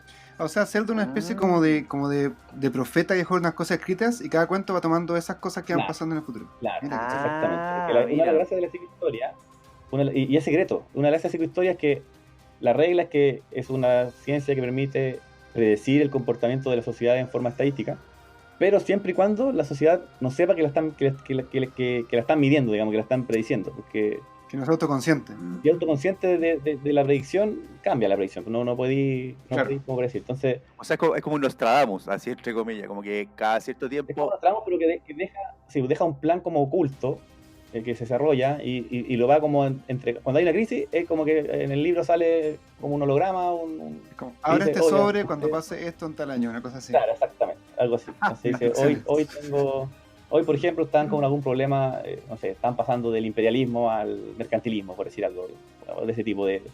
Seguramente las fuerzas políticas, y le da una pequeña reseña a Sheldon, y la gente que escucha dice, oh, cierto, esto no está pasando, y resuelven en sus propios medios. Hay protagonistas que en cada era que tienen que ir resolviendo las crisis para hacer que la fundación, que es este planeta de científicos que están armando la enciclopedia galáctica, pueda ir sobreviviendo y al final surgiendo como una fuerza política. Esa es como la trama de la fundación original. O sea, el libro no tiene protagonista, porque son un protagonista por cada capítulo, digamos. Sí, bueno, Sheldon es como obviamente el hombre que se repite. Los primeros cuentos del primer libro tienen otro personaje que es muy fuerte, que es Salvor Hardin, que es como el alcalde del planeta de la fundación. Ujú.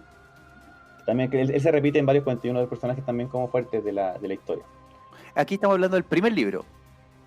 Ya, esa trama es básicamente el primer y segundo libro. Ok. Que son varios capítulos en que hay distintas crisis que se van repitiendo, y en la mitad del segundo libro, y que es lo que ocurre en el libro, es que pasa una nueva crisis. La sociedad está en problemas, entonces dicen, en 2 años más, o sea, ahora debiera abrirse la cápsula Sheldon, y ojalá que recibamos información de cómo Nos van a resolver. salvar. O él lo va a salvar, claro. Claro. Y escuchan, y Sheldon no le achunta, pero nada lo que está pasando. Oh. Ah, Y eso da pie un poco al segundo libro. ¿Y por qué? El segundo libro cambia un poco la trama, pero el segundo libro, que se llama La Segunda Fundación, surge un mutante en el universo, un humano con poderes psíquicos, Ya. que es capaz de controlar otras mentes. y eso hace que cambie toda la predicción. Eso se cambia porque él obviamente sube al poder en su planeta, y eso es algo que la psicohistoria no puede predecir. Claro, Es algo que está fuera del... Es impredecible, una Claro. mutación impredecible, única de un solo individuo, que no. Entonces, toda la trama del segundo libro es, y no voy a explicar mucho más, pero es cómo se adapta el plan Sheldon, y cómo está previsto en cierta forma, también dejó prevista algunas salvaguardas en caso de excepciones, cómo se soluciona ese problema, cómo reacciona el resto de la galaxia frente a esta como perturbación del plan que no era prevista, porque no era algo estadístico que se podía predecir. Entonces, esa es la trama de los 3 primeros libros, que es la trilogía original de Asimov, del año 50. Y después Y la otra termina al final del libro que se llama La Segunda Fundación. O sea, después vienen unas precuelas. ¿Las otras trilogías son precuelas de esta? Ya, después de eso, históricamente, digamos, como Asimov escribió los libros, él escribió muchos libros también como de la expansión del humano en el sistema solar, y cómo los robots fueron parte fundamental de eso. Y esos libros constituyen a futuro van a constituir la primera parte de esta saga de la Fundación, porque lo que hace al final Sheldon, lo que hace al final Asimov, es con los libros que siguen después de la Segunda Fundación, que hay varios más. Hay precuelas, como dices tú, hay precuelas que muestran cómo era el personaje, se centran en el personaje de Sheldon, cómo creó la psicohistoria. Hay libros que son después de la Segunda Fundación, hay 2 libros después que a la larga lo que hacen es buscar como otras respuestas, en el universo, y linkean en definitiva la sociedad futura de que habla la Fundación, esta sociedad en que el humano se expandió por toda la galaxia, en que no hay robots, explican ciertas cosas, y eso lo linkea con los primeros libros, los libros como que hablan de la expansión primigenia con robots, y linkea ambas tramas del libro. A mí personalmente no me gusta mucho esa como... Y hay muchos fans que le gusta y muchos que no. Esa como link que hizo al final entre la trama de la Fundación y cómo vuelve al origen de la humanidad en el espacio con sus otras novelas de robots, y lo encuentro un poco forzado. Forzado, sí, lo encuentro un poco forzado, pero es interesante de todas maneras. Hay muchos fans que les gusta esto como hace calzar un poco las tramas de una con otra. Pero para mí los 3 primeros libros de Fundación Imperio el segundo, y Segunda Fundación el tercero, son los que tratan de este tema como de las crisis Sheldon y de la psicohistoria, y eso es como para mí lo interesante de la trama de la trama de la Fundación en particular. Pero en eso consiste, o sea, las precuelas son un poco precuelas casi de fanservice, si uno quiere, como un poco de saber un poco más antes de la fundación misma, de estos personajes, Seldon y todo. También lo linkea con la trama de los libros que cuenta la historia previa. Pero, como dije, no son tramas que haya que leer en secuencia, o no es como Star Wars, que está mucho más interrelacionada a las trilogías, si uno quiere. Acá es como está la trilogía de la expansión del ser humano por el sistema solar, con una trama de robots, cómo se crea esa Más sociedad. complementaria, más que Es más complementaria, y al final se linkea con eso, el último libro. ¿Y por qué le fue bien a Fundación? ¿Por qué es un clásico de Fundación? Fuera de que es de Asimov y que está escrito también en una época prolífica, entendería yo, de la ciencia ficción en general. Sí, en una época bien prolífica en general. Sería difícil encontrar algo tan clásico como Fundación. ¿Por qué crees tú que le fue? No sé, desconozco obviamente por qué habrá sido tan... Es popular ahora, no sé por qué habrá sido tan popular en su época en particular. Ahora es un clásico, ya en retrospectiva, si uno lo lee y lee otro tipo de ciencia ficción también, es un gran libro. O sea, es una gran idea, esta idea de la humanidad que se predice su comportamiento en forma matemática. Para la gente que somos medio ñoños, matemáticos, ingenieros, como que esa idea como del control nos gusta. Claro. Pero con el tema de la inteligencia artificial, ahora que somos capaces de predecir cada vez mejor por computación, por ejemplo, o sea, tenemos mejores capacidades de predicción, quizás en algún momento vamos a poder llegar a algo... Sí, yo creo que el sueño de muchos de nosotros que hemos leído Fundación alguna vez, le hemos dado una vuelta si podía hacer alguna ecuación que te veía alguna cosa. Es como, estamos siempre leyendo como de eso también. Entonces, yo creo que el tema en sí, la premisa es muy atractiva y es una premisa eterna, o sea, una premisa que funciona en el año 40 como funciona ahora, no se ha desarrollado, no queda obsoleta, a diferencia de muchas de esas ficción que queda obsoleta tecnológicamente con sus premisas porque, no sé, pues ahora hay internet y no tiene sentido lo que ellos propusieron. Fundación no. Fundación, la premisa de la psicohistoria es algo que se mantiene hasta el día de hoy. Yo creo que esa es una de las ventajas de que se ha mantenido popular a lo largo del tiempo. Está esto también que dije de que es bien asequible, así como en forma de facilidad de lectura. Generalmente la ciencia ficción de esa época en revistas también era así, no era tan densa. Pero eso es un plus que la ha mantenido también a lo largo del tiempo y permite que lo lea muchos tipos de lectores, tan así como más relajados y más fanáticos del género. Es un libro que se encuentra en todos lados, uno va a una librería y ciencia ficción es siempre como el rinconcito perdido de la librería, pero Fundación siempre... Aparte me atrevería a decir que a mí me encanta Dune, es una novela favorita de la vida, pero que se escribió como 10 años después de Fundación y está bastante influenciada por Fundación, por lo que comentas tú de la psicohistoria, es un poco como los Mentat de Dune. Sí, yo creo que sí, no sé si los Mentat como que tenía esta forma de predecir como comportamiento de sociedades completa. No tanto, pero a escala más pequeña los Mentat como le pasa mucha información y predecían comportamientos como a corto plazo para batallas o para cosas así. Tenía como una influencia. Sí, yo creo que de todas maneras fue influenciado. Esto comentamos también la otra vez cuando hablamos de Dune, de que es un universo sin alienígenas. Claro. Por humanos también es una cosa que es de las pocas sagas de ciencia ficción o de las más famosas que lo hacen. La mayoría siempre le ponen, no sé, por Star Wars, Star Trek, las conocidas de televisión. Muchas razas y claro. Siempre hay raza, claro, o los humanos mutan. Bueno, en Dune hay un poco eso, pero Fundación es como el humano, como es ahora. Y yo creo que otra gran gracia de Fundación es que apela mucho a la historia. Si a ti te gusta leer historia, te va a gustar leer Fundación, como leer un relato histórico. Es como tiene una crisis histórica y tiene las fuerzas de, no sé, que los gremios de comercio y estos 4 imperios que pelean por ti. Tiene ese como gustito de estar leyendo una buena historia, como de un libro de historia. ¿Qué pasó con este planeta en un libro de historia? Eso lo mantiene en Fundación también. Entonces, yo creo que por eso se ha mantenido popular. Yo creo que la premisa no ha envejecido, se mantiene vigente.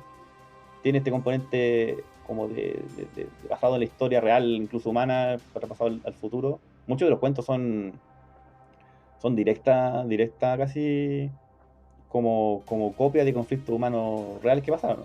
Hay unos, no pero hay unos cuentos que no me acuerdo exactamente el nombre, pero era como un general del imperio que quería como conquistar la Fundación.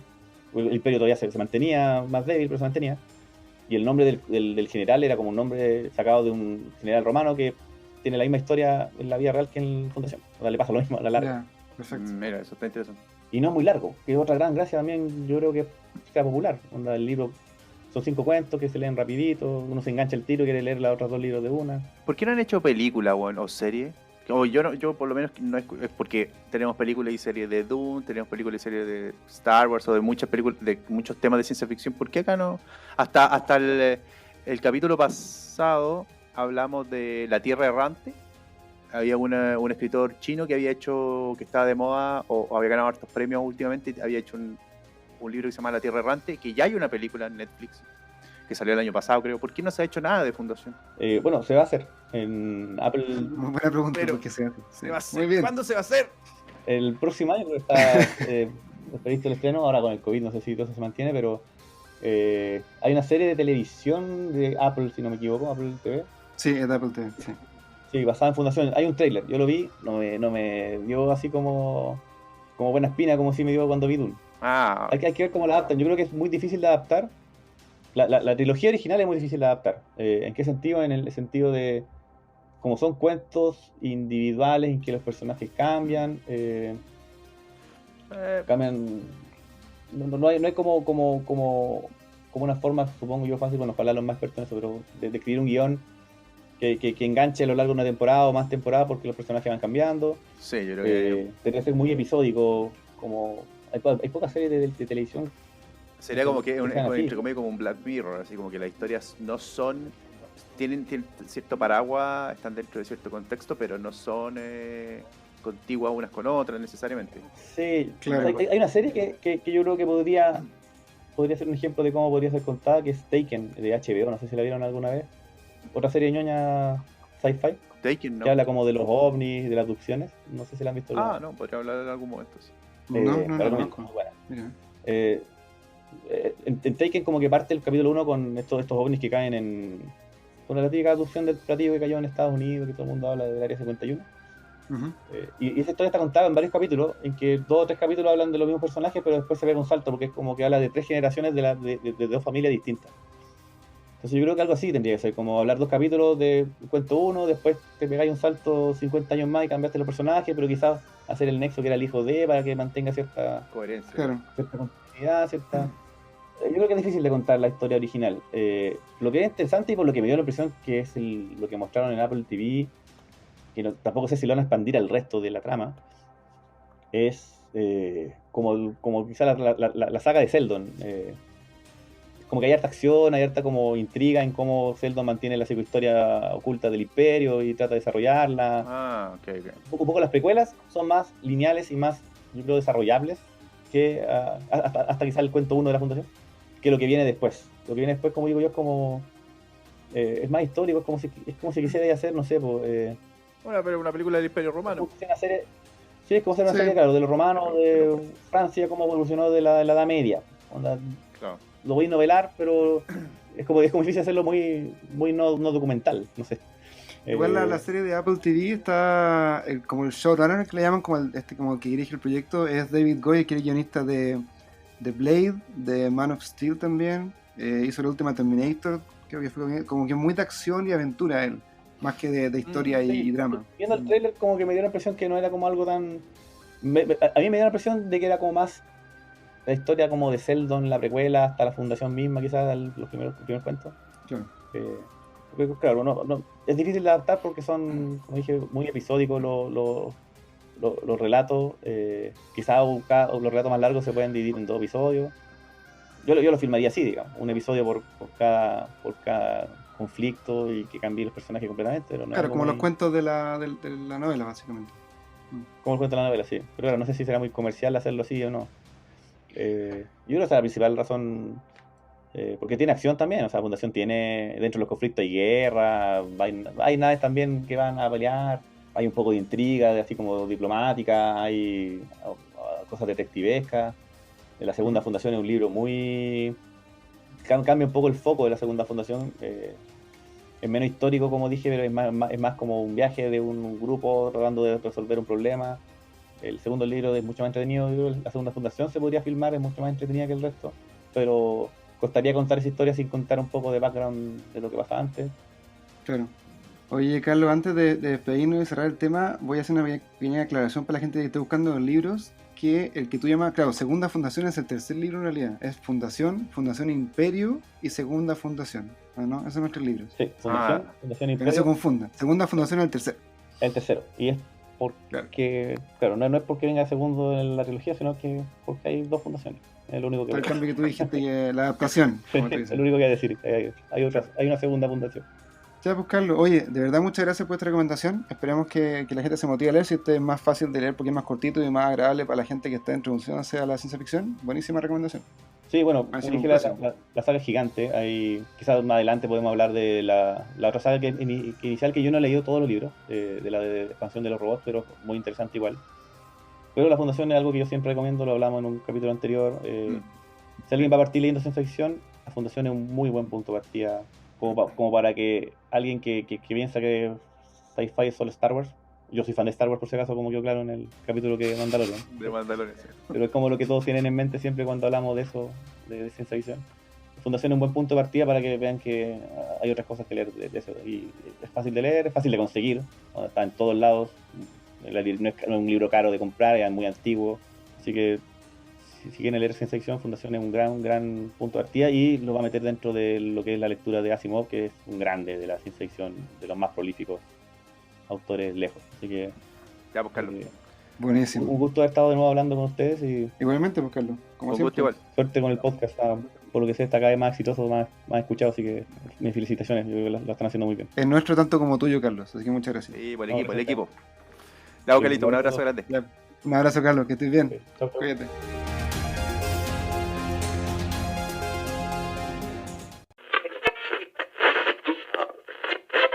Hoy día es el cuarto capítulo de una de mis cosas favoritas de este podcast, que es el especial de Elon Musk. Me gusta mucho que hagamos esto porque en realidad, aparte de aprender y que es entretenido, va continuando cada capítulo, se va como sumando. Hemos revisado ya un par de empresas que él ha hecho y también como su vida personal. Y hoy día vamos a revisar un poco más para ver cómo nos lleva Elon Musk a Marte. Yo creo que tú eres un astronauta frustrado, un marciano frustrado. Ya lo noté.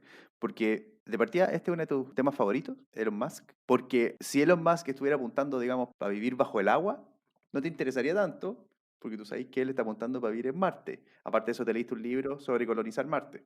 Aparte de eso, estás ahí esperando que te pongan en la lista para hacer documentales, para que te manden el primer cohete a hacer un documental a Marte. Y aparte de eso, te gusta Dunas, Ajá. que es un libro de ciencia ficción que habla sobre colonizar un planeta inhóspito, por ejemplo. Yo vengo de Marte, Héctor. Quiero volver a mi casa. Como ET, mi casa, teléfono. Como ET. Claro. No, yo creo que sí, dejando al lado la broma, yo creo que este es un tema súper interesante que al final nos afecta a todos, porque Elon Musk es obviamente el pionero que venimos siguiendo, pionero de tecnología, pionero de esta colonización espacial, Ujú. y hemos hablado de temas súper interesantes de él, de su vida. En este capítulo vamos a traer algo que es quizá un poco más cercano, entre comillas, a nosotros, que es básicamente automóviles eléctricos, porque hemos estado hablando de neurociencia, hemos estado hablando de inteligencia artificial, hemos estado hablando de cohetes que van al espacio. Ujú. En este caso ya vamos a estar hablando sobre Tesla y SolarCity, que son dos de sus empresas que están enfocadas en energía solar. Y bueno, eso lo conocemos un poco más porque sabemos que Tesla es una marca de auto que anda dando vuelta por acá y que son básicamente difíciles de comprar porque son súper caras. Claro. Sí, bueno, este capítulo es el cuarto. Hemos hecho 3 ya. Mira, partimos en el episodio 6 haciendo esto. Así que seguimos poner al día. Del 6 para adelante hemos estado hablando de Elon Musk. Y me gusta que hagamos esta seguilla de cosas. Lo que sí voy a recordar una cosa que lo voy a dejar acá grabado como evidencia para que no se nos olvide y nos complementamos. Quedamos de hacer una historia también de Nikola Tesla que le iba a hacer Charlie. Así que lo dejo acá para que de verdad le pidamos que lo hagamos. Terminando esta serie de Elon Musk, empezamos con una serie de Nikola Tesla para ver y conocer un poco de la vida de él y hablar también un poco de este sentimiento futurista, los vanguardistas de la historia. Vamos a ver qué nos cuenta Sebastián entonces y que nos hable un poco de tecnología. Vamos. Sebastián Maldonado es el líder del equipo tecnológico de una de las startups más innovadoras de Chile. Como buen geek, este ingeniero informático está siempre a la vanguardia en tecnología.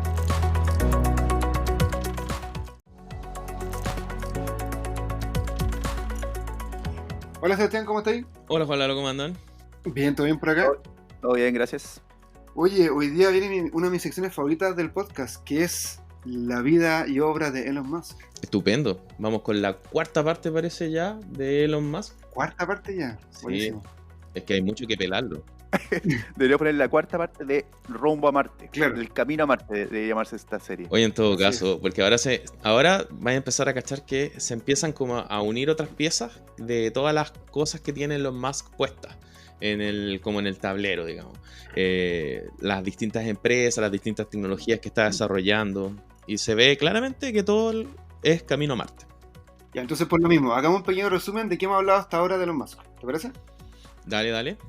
En el capítulo 6 hablamos inicialmente de Elon Musk, para que todos los que nos están escuchando puedan, si no han escuchado antes estos capítulos, esta es la cuarta parte. Entonces, en la primera parte la hablamos en el capítulo 6 sobre Elon Musk. En el capítulo 9 hablamos sobre OpenAI y Neuralink, que eran las empresas más de software de Elon Musk, Ujú. y que nos explicaba mal, Sebastián nos explicó bien en qué consistían estas empresas. En el capítulo 13 hablamos ya de SpaceX, que es una de las empresas más famosas de Elon Musk y que tenía directa relación con el viaje a Marte y este rumbo a Marte que es el objetivo de Elon Musk. Y en este cuarto capítulo, Sebastián, ¿de qué vamos a hablar? ¿Qué nos traes? En este capítulo vamos a hablar de la parte más como farandulera, entre comillas, de Elon Musk, que es Tesla y SolarCity, que son sus empresas más populares y las que más son más bulladas en la prensa. Así es, sí. Esto me gusta porque el capítulo 2 hablamos de Neuralink y OpenAI, que es como el software, la parte blanda. Después SpaceX es como el hardware, la parte de máquina y que eso. Y ahora la parte marketing, Claro. la buena vida. No. lo hizo famoso. La parte marketing no está acá. La parte marketing está absolutamente concentrada en The Boring Company, que eso lo vamos a ver después. Chan. Ya. Bien. Ya, cuéntanos. Tesla y SolarCity, a ver. Sí, mira, yo creo que todo el mundo conoce a Tesla. En este momento Tesla es la empresa de automóviles con mayor valoración que hay en el mundo. Le gana a viejas de la industria y tiene cosas muy particulares, como por ejemplo el año en que fue fundada. Porque el año 2003 Ford tenía su EV, un montón de vehículos que eran como eléctricos y eran como van eléctricas y toda la cuestión. Y resulta que como nadie los compraba y como era básicamente una basura de automóvil, porque tenía súper poco duración de kilometraje y todo eso. Autonomía, claro. Claro, súper poca autonomía. Y recién estaban empezando también los autos eléctricos. Correcto. Entonces agarró, hizo un recall de todos los autos y los enterró. Así, los machacó, los convirtió en chatarra y los enterró. ¿No? Ok. Entonces, justamente eso es lo que hace que se funde Tesla Motors. Y Tesla Motors no es fundado por Elon Musk. Esta es una de las empresas que tiene Elon Musk que no fue fundada por él. Lo fundaron dos tipos, que son Martin Edberg y Mark Tamarin. Incluso es más, el año 2009, Martin Edberg demanda a Elon Musk porque él decía que era fundador de Tesla Motors. Ok. Y resulta que Elon Musk no es técnicamente fundador de Tesla Motors, sino que es el primer inversionista que tiene. Esto era un patrón que tú no me habías contado en un capítulo anterior que hacía Elon Musk, que él se une con gente que es más experta en cierto tema, Claro. y él se une siempre como primer inversionista y es como el que mueve el negocio, y por otra parte están los expertos, ¿no? Correcto. Pero es distinto a lo que ha hecho en todas las demás empresas hasta este minuto, porque resulta que todas las empresas las fundaba él y las fundaba en conjunto con el experto. Como lo hizo con SpaceX, como lo hizo con X Company, como lo hizo con Zip2, ¿cachai? En su minuto. Pero resulta que esta adquiere participación después. Incluso un poquito más de un año después de que se funda, adquiere la participación. O sea, él no le puso el nombre Tesla. No le puso el nombre Tesla. Eso se lo pusieron los ingenieros que la yo pensé fundaron. que era... De hecho es cuático porque hay una entrevista en donde le preguntan a Elon Musk que él se identifica con Tesla por todos los avances que hace, y resulta que él dice que se identifica mucho más con Edison que con Tesla, porque no es que él esté avanzando en cosas como teóricas ni haciendo cosas muy disruptivas en innovación científica, digamos, sino que él lo que hace son cosas mucho más aplicadas, mucho más como Edison que como Tesla. ¿Tiene sentido? No, sí, tiene todo el sentido del mundo. Ahora, no digamos que es muy popular decir, no, yo me parezco más a Edison que a Tesla. A mí no me gustaría que me compararan con Edison, por lo menos. Prefieres Tesla. Prefiero Tesla todo el rato. Entre paréntesis, Edison tenía su fama de inventor, hombre de negocio, pero también tenía harta fama de robarse alguna idea, de que no era muy limpio en su trato de negocio, en su invento y qué sé yo. Tiene cierta fama y cierta infamia. Digamos. Se dice que uno de los motivos por los que Tesla murió en la pobreza fue porque Edison se ensañó con Tesla, porque Tesla trabajaba para Edison cuando partió su carrera, digamos. Y se ensañó con Tesla y no le permitió hacer negocio fructífero. Ahora, no digamos que Tesla era una maravilla haciendo negocios tampoco. Para ver una teleserie. Claro. Sí. Bueno, cuéntanos. Sí, retomemos la historia. ¿Qué pasó con... Nos fuimos para otro lado. Claro. ¿Qué pasó con Elon Musk al momento de entrar a Tesla entonces? Bueno, no pasa mucho, la verdad. Como que todas las fuerzas de Elon Musk están enfocadas en SpaceX, como para hacerlo brillar y todo el cuento. No es hasta como el 2007 que se empieza a hacer mucho más presente en Tesla, porque no estaban llegando con lo que tenían como presupuestado, se les estaba acabando la plata, y es en este minuto en donde parte esa como periodo más oscuro y más estresante de los más, donde es incluso es homeless, que anda como de casa en casa en los amigos, ¿cachai? Qué sé yo, cuando se empieza a separar también de la señora. Que nos contaste que era como entre 2007 y 2008 donde casi pierde toda su fortuna, ¿no? Claro, ahí es donde casi pierde. Pero de hecho, después del 2008 sigue un rato pobre, digamos. Pobre entre comillas, todo lo pobre que puede ser Elon Musk, digamos. Sin mansión. Sin mansión. Una casa normal. Claro, una casa normal, ¿no? Bueno, entonces este tipo recién en 2007 se empieza como a adentrar mucho más en Tesla, y ahí es donde empieza de hacerse cargo y de empezar a tomar como posesión y control de Tesla totalmente. Y toma control tanto que al mismo este tipo que lo demanda años después, a Marty Edwards, como que lo echa de Tesla. Él era el CEO de Tesla y en ese momento como que lo apartan porque estaba haciendo una cantidad de burradas así, pero estratosféricas. Una de las razones principales por la que lo echan es porque tratan de externalizar a compañías extranjeras la construcción de Tesla. Onda, como que lo que querían hacer era construir partes de Tesla alrededor del mundo, ensamblarlas y que llegaran los autos a Estados Unidos, ¿cachai? Aprovechándose de bajar como la mano de obra más barata afuera y todo el cual. Pero hay una pieza clave que nunca lograron hacer encajar, que es como el corazón del auto, en verdad, que es las baterías. Si Tesla tiene algo importante, son las baterías y los avances de las baterías. Ese es el corazón de Tesla. Y resulta que no dieron con ningún proveedor que pudiera hacer las baterías con el nivel y la calidad que ellos necesitaban, y además con la velocidad que ellos necesitaban. Ok. Entonces Elon Musk, cuando toma control el 2008 de Tesla, se hace el CEO después de haber echado a este loco. Se enfoca principalmente en hacer que la empresa haga todo absolutamente como una línea de ensamblaje. ¿Se acuerdan que les había dicho que el sueño de Elon Musk era que se construyeran, que entrara como, no sé, metales por una parte y saliera por el otro lado un cohete listo para salir a Marte? Claro, hacer cohetes en serie masivamente, digamos. Claro. Entonces él quiere hacer exactamente lo mismo, y mucha de la tecnología que está aplicando en SpaceX se está aplicando, o sea, partió como en Tesla. Incluso por el secretismo que se tiene en Estados Unidos a la hora de generar como cosas al espacio, hay partes de la fábrica de Tesla que no cualquiera puede entrar, sino que necesitáis como unos clearance que le dicen en Estados Unidos, como niveles de seguridad. Clearance. Claro, auspiciados por el gobierno de Estados Unidos, que te dicen, este tipo sí puede entrar a trabajar a este lado porque no es espía. Porque la misma tecnología se usa para hacer los cohetes. Ah, la misma.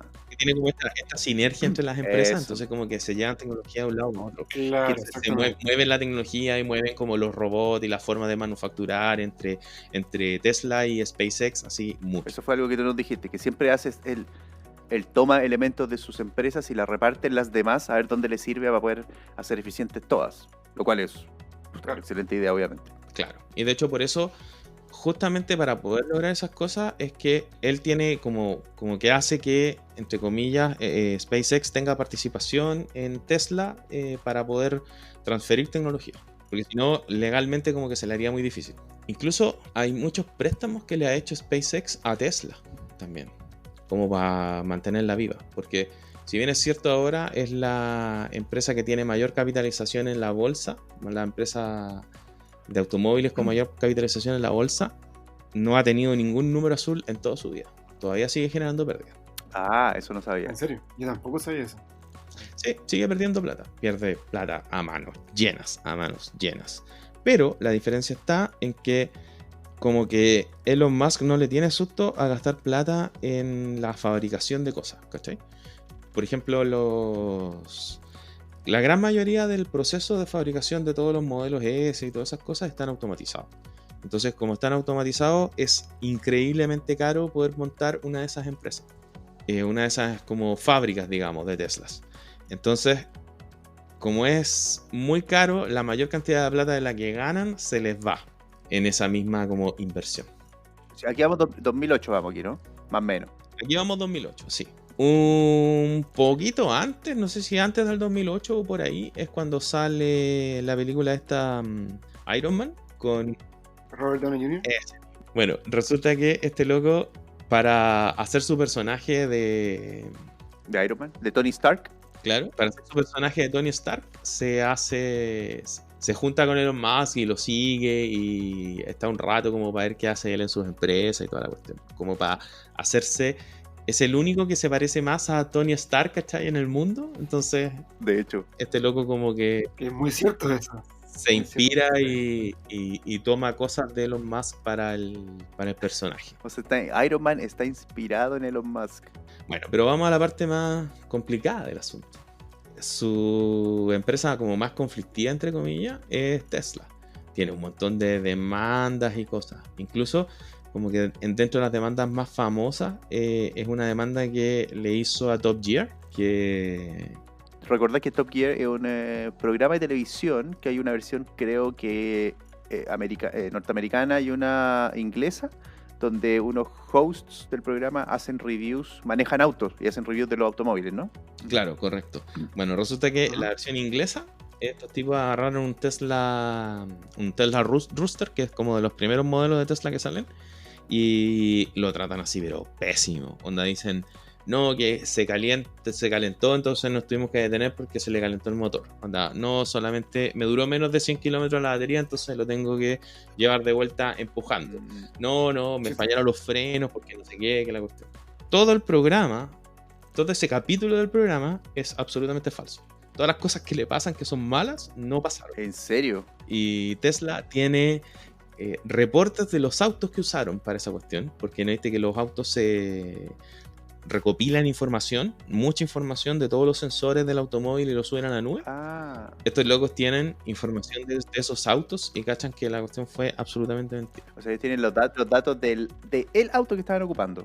Data en tiempo real, claro, temperatura y qué sé. Correcto. Son boicot. De hecho, usaron 2 autos y tenían absolutamente todo. Y resulta que la batería, por ejemplo, no alcanzaron a usar un 20% de la capacidad de la batería. O sea, todo fue solamente script, ¿cachai? Y los tipos de Top Gear se defendieron en la corte, que finalmente ganaron, fíjate.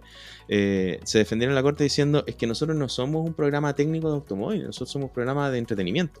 Entonces todo lo que hacemos es de entretenimiento, no tiene por qué ser verdad, ¿cachai? No y con eso ganaron la demanda en Inglaterra. Y con eso ganaron ¿Sí? O sea, ellos lo prueban como usuario ahí y pueden hacer show arriba del auto.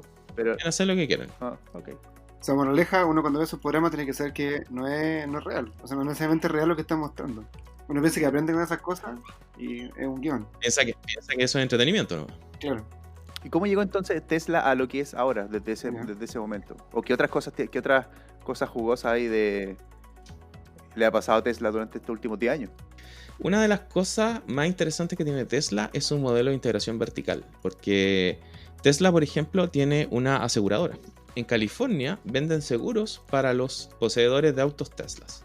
Ahora Tesla, no sé, pues tiene una filial financiera para poder asegurar a sus automóviles. Tiene esta filial que es como de distribución de energía. Puso como centros de abastecimiento de Tesla donde los usuarios de Tesla pueden ir y sacar energía como de manera gratuita. Ah, ya, porque es un tema. Ya. Claro, de dónde sacar la energía es un tema. Claro, porque es un tema, no tenía estaciones de abastecimiento eléctrico en cualquier parte, ¿cachai? Claro. Tesla también hace la manufactura, ¿cachai? Pero hace la manufactura desde la pila para adelante, hace como todo el automóvil, cosa que en el mundo automotriz como que no se hace, sino que como que traen partes y después lo arman en otro lado, ¿cachai? Sí. Ujú. Y la batería, que las baterías sí son las únicas que hacen en otros lados, porque es muy diferente la tecnología y la manufactura de las baterías que eso, pero para poder hacerse cargo de la cantidad de baterías que ellos usaban, tuvieron que generar estas empresas gigantes para generar mucho más baterías de ion litio. Ellos hacen como la Claro. mitad de las baterías que se usan en el mundo. Claro. No, y para tener un auto, la autonomía de un automóvil, la autonomía, digamos, lo que tú puedes, kilometraje que puedes recorrer sin que se te quede sin gasolina o sin batería. En el caso de los eléctricos depende del tamaño también de la batería. Mientras más grande la batería, más kilometraje tenéis. Entonces, obviamente ellos deben ocupar mucho material para hacer baterías más grandes, para que el auto tenga mayor autonomía, Claro. porque uno de los grandes problemas de los autos eléctricos es la autonomía. Como no hay tantas Correcto. gasolineras, entre comillas, que tengan electricidad. Fíjate que lo simpático que tiene la tecnología que tiene Tesla en el tema de las baterías es que sus baterías no son grandes, sus baterías son muy pequeñas, pero estos tipos las unen. Son como un montón de baterías que son un poquito más grandes que las baterías AA, que las unen Ya. juntas. ¿En serio? No es una sola batería grande la que tiene el Ah, auto, Wow. de verdad. Son muchas baterías más pequeñas. Son modulares, o sea, tú puedes ir, pueden ir armando baterías más grandes a partir de baterías más pequeñas. Correcto. De hecho, todo el piso de los autos está lleno de puras baterías, ¿cachai?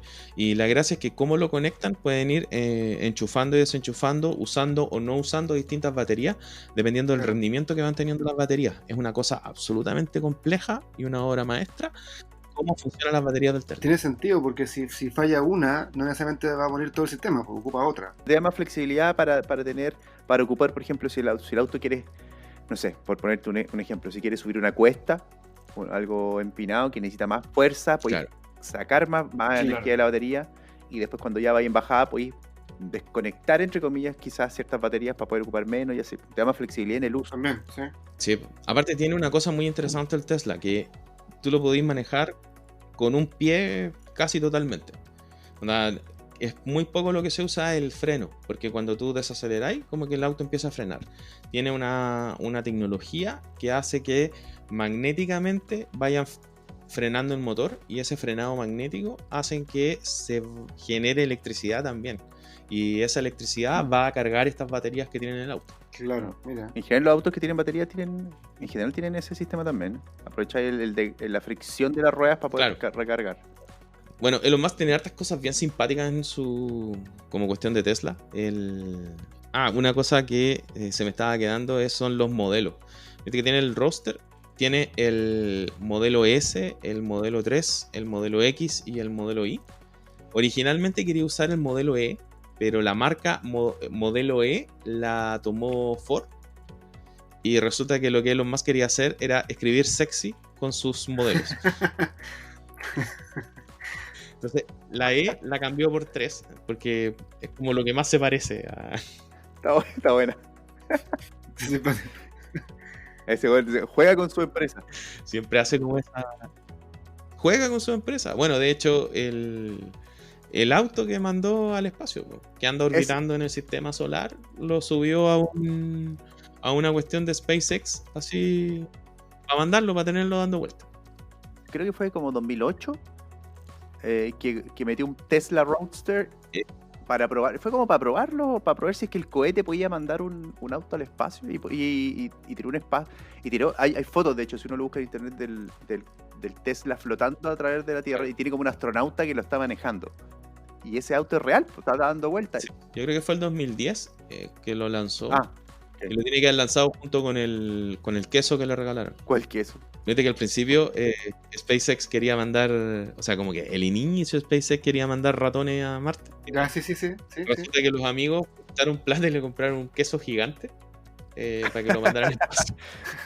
No, se juega con su empresa. Está chistoso. Bueno. Sí, juega con su empresa. Como Tony Stark, pues, bueno. Como Tony Stark, pues. Claro.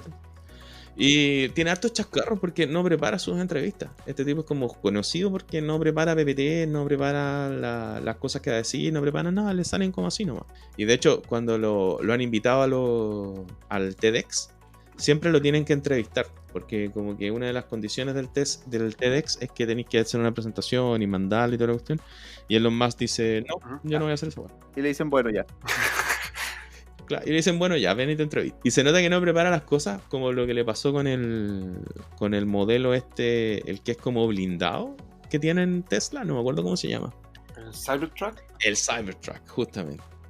Que en la presentación mundial dijo, no, los vidrios son irrompibles y le pegó un martillazo. Entonces, bueno, se le rompió el vidrio.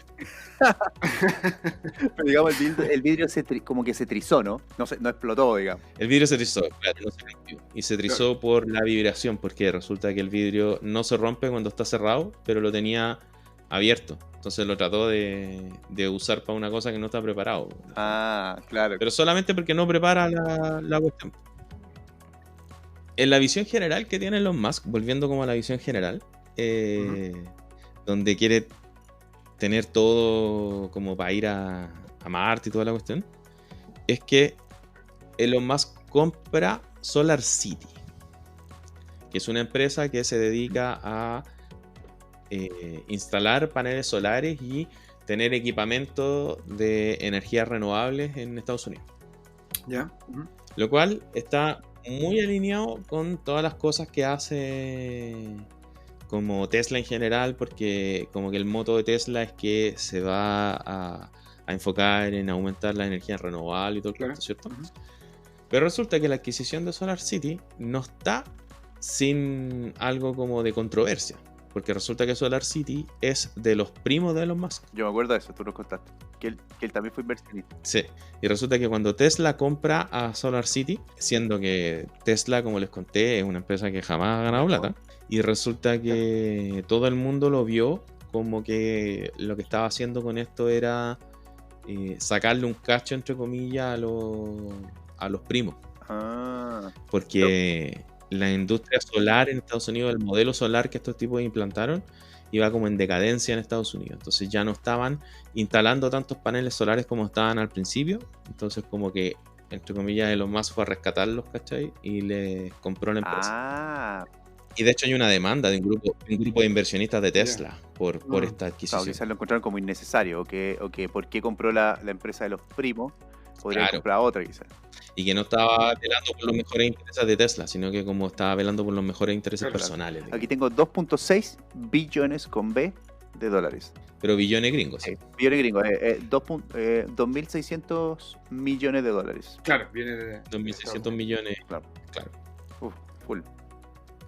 Entonces, es polémica la adquisición de SolarCity. Siento que está igual ligado con toda su visión y que a Tesla le ayuda mucho porque la gran mayoría de los paneles solares que están puestos en estas como cuestiones de distribución que tiene, esta red de distribución que tiene de energía para sus autos, están hechos con paneles solares de Claro. SolarCity. De hecho, SolarCity tiene también un sistema de... Yo lo he visto, lo vi en alguna parte, tiene un sistema de las tejas de las casas. Porque en vez de ponerle tejas a una casa, que la teja, Correcto. digamos, es lo que cubre el techo de la casa, Ujú. tú puedes poner este tipo de tejas, pero son todas solares. Sí, sí. Entonces tú puedes a tu casa colgarle todo el techo, que aparte de ser Claro. teja y protegerte la lluvia y del viento, es panel solar. Entonces, Paneles solares. claro, quiere tapizar todos los techos del mundo con Son paneles paneles. solares. El Solar Roof. Claro, solar roof. Y eso viene acompañado de una batería Tesla. Ah, claro, que la ponía en tu casa y te sirve incluso que te sirve de hecho para Que la ponía- tener electricidad en tu casa. Sí, pues porque resulta que la mayor cantidad de energía que se produce solar no se produce en la hora peak de consumo. Tú consumís mucho más energía en la noche, que obviamente la energía solar que genera ahí es nula, que en el día. Porque en el día en general casi, no sé, antes, ¿verdad? Ahora está ahí todo el día, pero antes ni estaba ahí. Claro, exacto. Claro. ¿Qué hay para, no sé, para Tesla y SolarCity en el futuro? ¿En qué punto están ahora? Yo creo que SolarCity como su modelo de negocio original, que era colocar como techos, yo creo que está medio muriendo. tiene varias trabas legales y hartas cosas ahí que van a impedir que crezca mucho más en ese ámbito. Pero sí puede ser que tenga como un segundo aire junto con Tesla para generar paneles solares que le sirvan a la división de Tesla que tira satélite. Perdón, a la división de SpaceX que tira satélite. Starlink. Starlink, que es de SpaceX, que se dedica como a tirar satélite y todo lo que... Oye, en este programa con el tema del rumbo a Marte hemos conocido un montón de cosas de cómo de todo empieza a calzar. Ya hemos aprendido que Elon Musk, cada empresa que tiene, aparte de ser el Tony Stark de la vida real, y empieza a jugar con su empresa, empieza a hacer esta sinergia entre ellas para lograr el objetivo de rumbo a Marte, que yo insisto que deberíamos cambiarle esta serie a Rumbo a Marte. Elon Musk, 2 puntos, Rumbo a Marte. Una cosa así. Oye, Seba, gracias por traernos lo que es Tesla y Solar City. Y vamos a ver, quedamos para el próximo capítulo. Último capítulo para ver todas las últimas novedades de Elon Musk y sus otras empresas. Y ahí poder dejar este paquete, entender bien cómo este paquete del Rumbo a Marte nos hace todo el sentido. Ya pues, chicos, nos vemos la próxima vez. Ya, pues, un abrazo, Sebastián. Un abrazo. Vale, Chao, chao.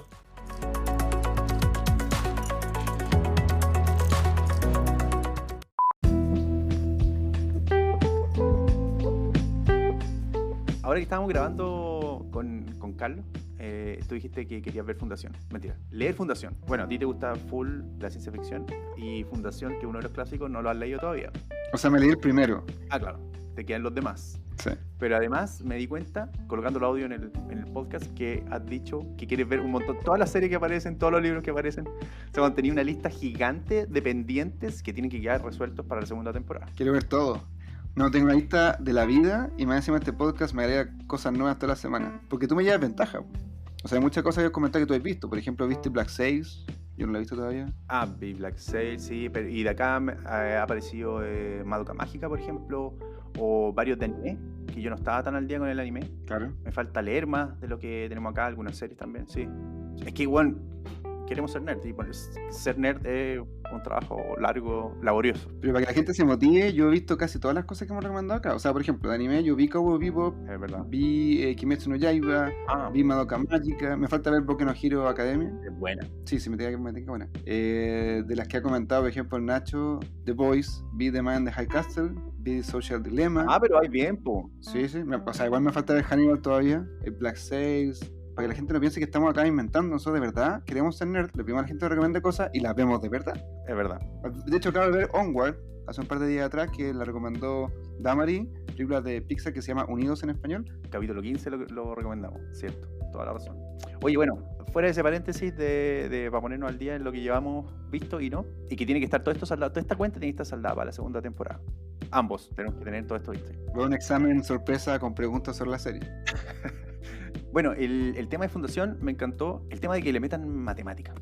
Yo soy ingeniero, me gusta harto la matemática y la historia. Y esta saga, o sea, como que mezcla mucho el tema de matemática, estadística, historia, para poder predecir algo en el espacio. Y tampoco sabía lo que nos dijo Carlos de que estaba basado esencialmente en el Imperio Romano, cosa que me encanta. Claro. Hizo que mi apetito por Asimov y Fundación creciera infinitamente. Sí, a mí me gusta mucho que la idea de mezclar una cosa tan impredecible como es la sociedad y para dónde se dirige y qué cambia para ver, con una cosa tan como cuantificable con la matemática y que en realidad porque yo me leí el primer libro como dije recién, y tiene sentido realmente cómo la cosa llega a ser predecible y eso es muy muy interesante. Aparte de la idea, la ejecución que tiene Asimov es súper buena. Y pasa algo interesante también ahí, que también Carlos nos ha dicho varias veces, se ven cuando hablamos de tecnología, etcétera, que hay ciertos patrones que se repiten, o no que se repiten necesariamente, pero que la probabilidad de que se repitan es bastante plausible. Es decir, si hay un imperio como el Imperio Romano, que para la época era el imperio más grande que había en la Tierra, y que siendo tan poderoso se desmembró por X razones, por un montón de razones, perfectamente puede haber un imperio espacial, bueno, que se derrumbe por las mismas razones o por razones muy similares, pero a una escala diferente, ¿no? En la historia y en la matemática los ciclos ocurren constantemente, así que... Exactamente. Así que la gente que vaya para Marte a colonizar, si no me llevan a mí, por último, léanse Fundación para que no repitan los mismos errores de la humanidad y estudien un poco la historia de Grecia y Roma Exacto. Vamos a terraformar Marte, como dijimos en la parte de la noticia. Tapando el sol y todo eso.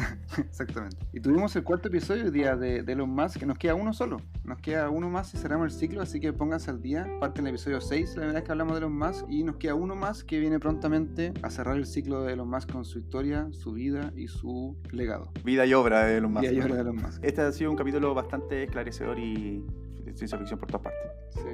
Me gusta que se ha dado esta cosa como media orgánica de que hemos hecho cosas un poco temáticas en el podcast. Ciencia ficción, colonización, futuro. Yo creo que inevitablemente pasa que todos estos temas que nos interesan como nerd y que queremos profundizar se juntan en algún momento. Tecnología se junta con videojuegos, obviamente.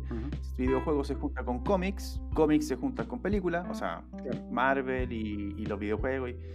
Películas con libros y etcétera. Todo esto, el mundo está interconectado y mientras más nos cuentan sobre todo esto, más logramos entender dónde están esas conexiones Exactamente. y más nos gusta. Así que bien, les recordamos a todos los que nos están escuchando que nos pueden encontrar en Spotify, en Google Podcast, en Apple Podcast o en donde quiera que ustedes escuchen el podcast. Compártanos. Importante para nosotros, de hecho, que se suscriban para ir creciendo y eso hace que este podcast crezca, los temas crezcan y el conocimiento sobre los temas nerd crezcan también. Así es, y también nos pueden seguir en Instagram en la cuenta @quiero ser nerd podcast, donde aparte de anunciar los lanzamientos de cada episodio y un poco de qué vamos a hablar, también complementamos la información que hablamos acá con hartos como gráficos, noticias y cosas así que pueden seguirnos ahí y también pueden compartir con sus amigos cualquier tipo de información. Ya pues, Juan Eduardo, hablamos entonces, que estén muy bien.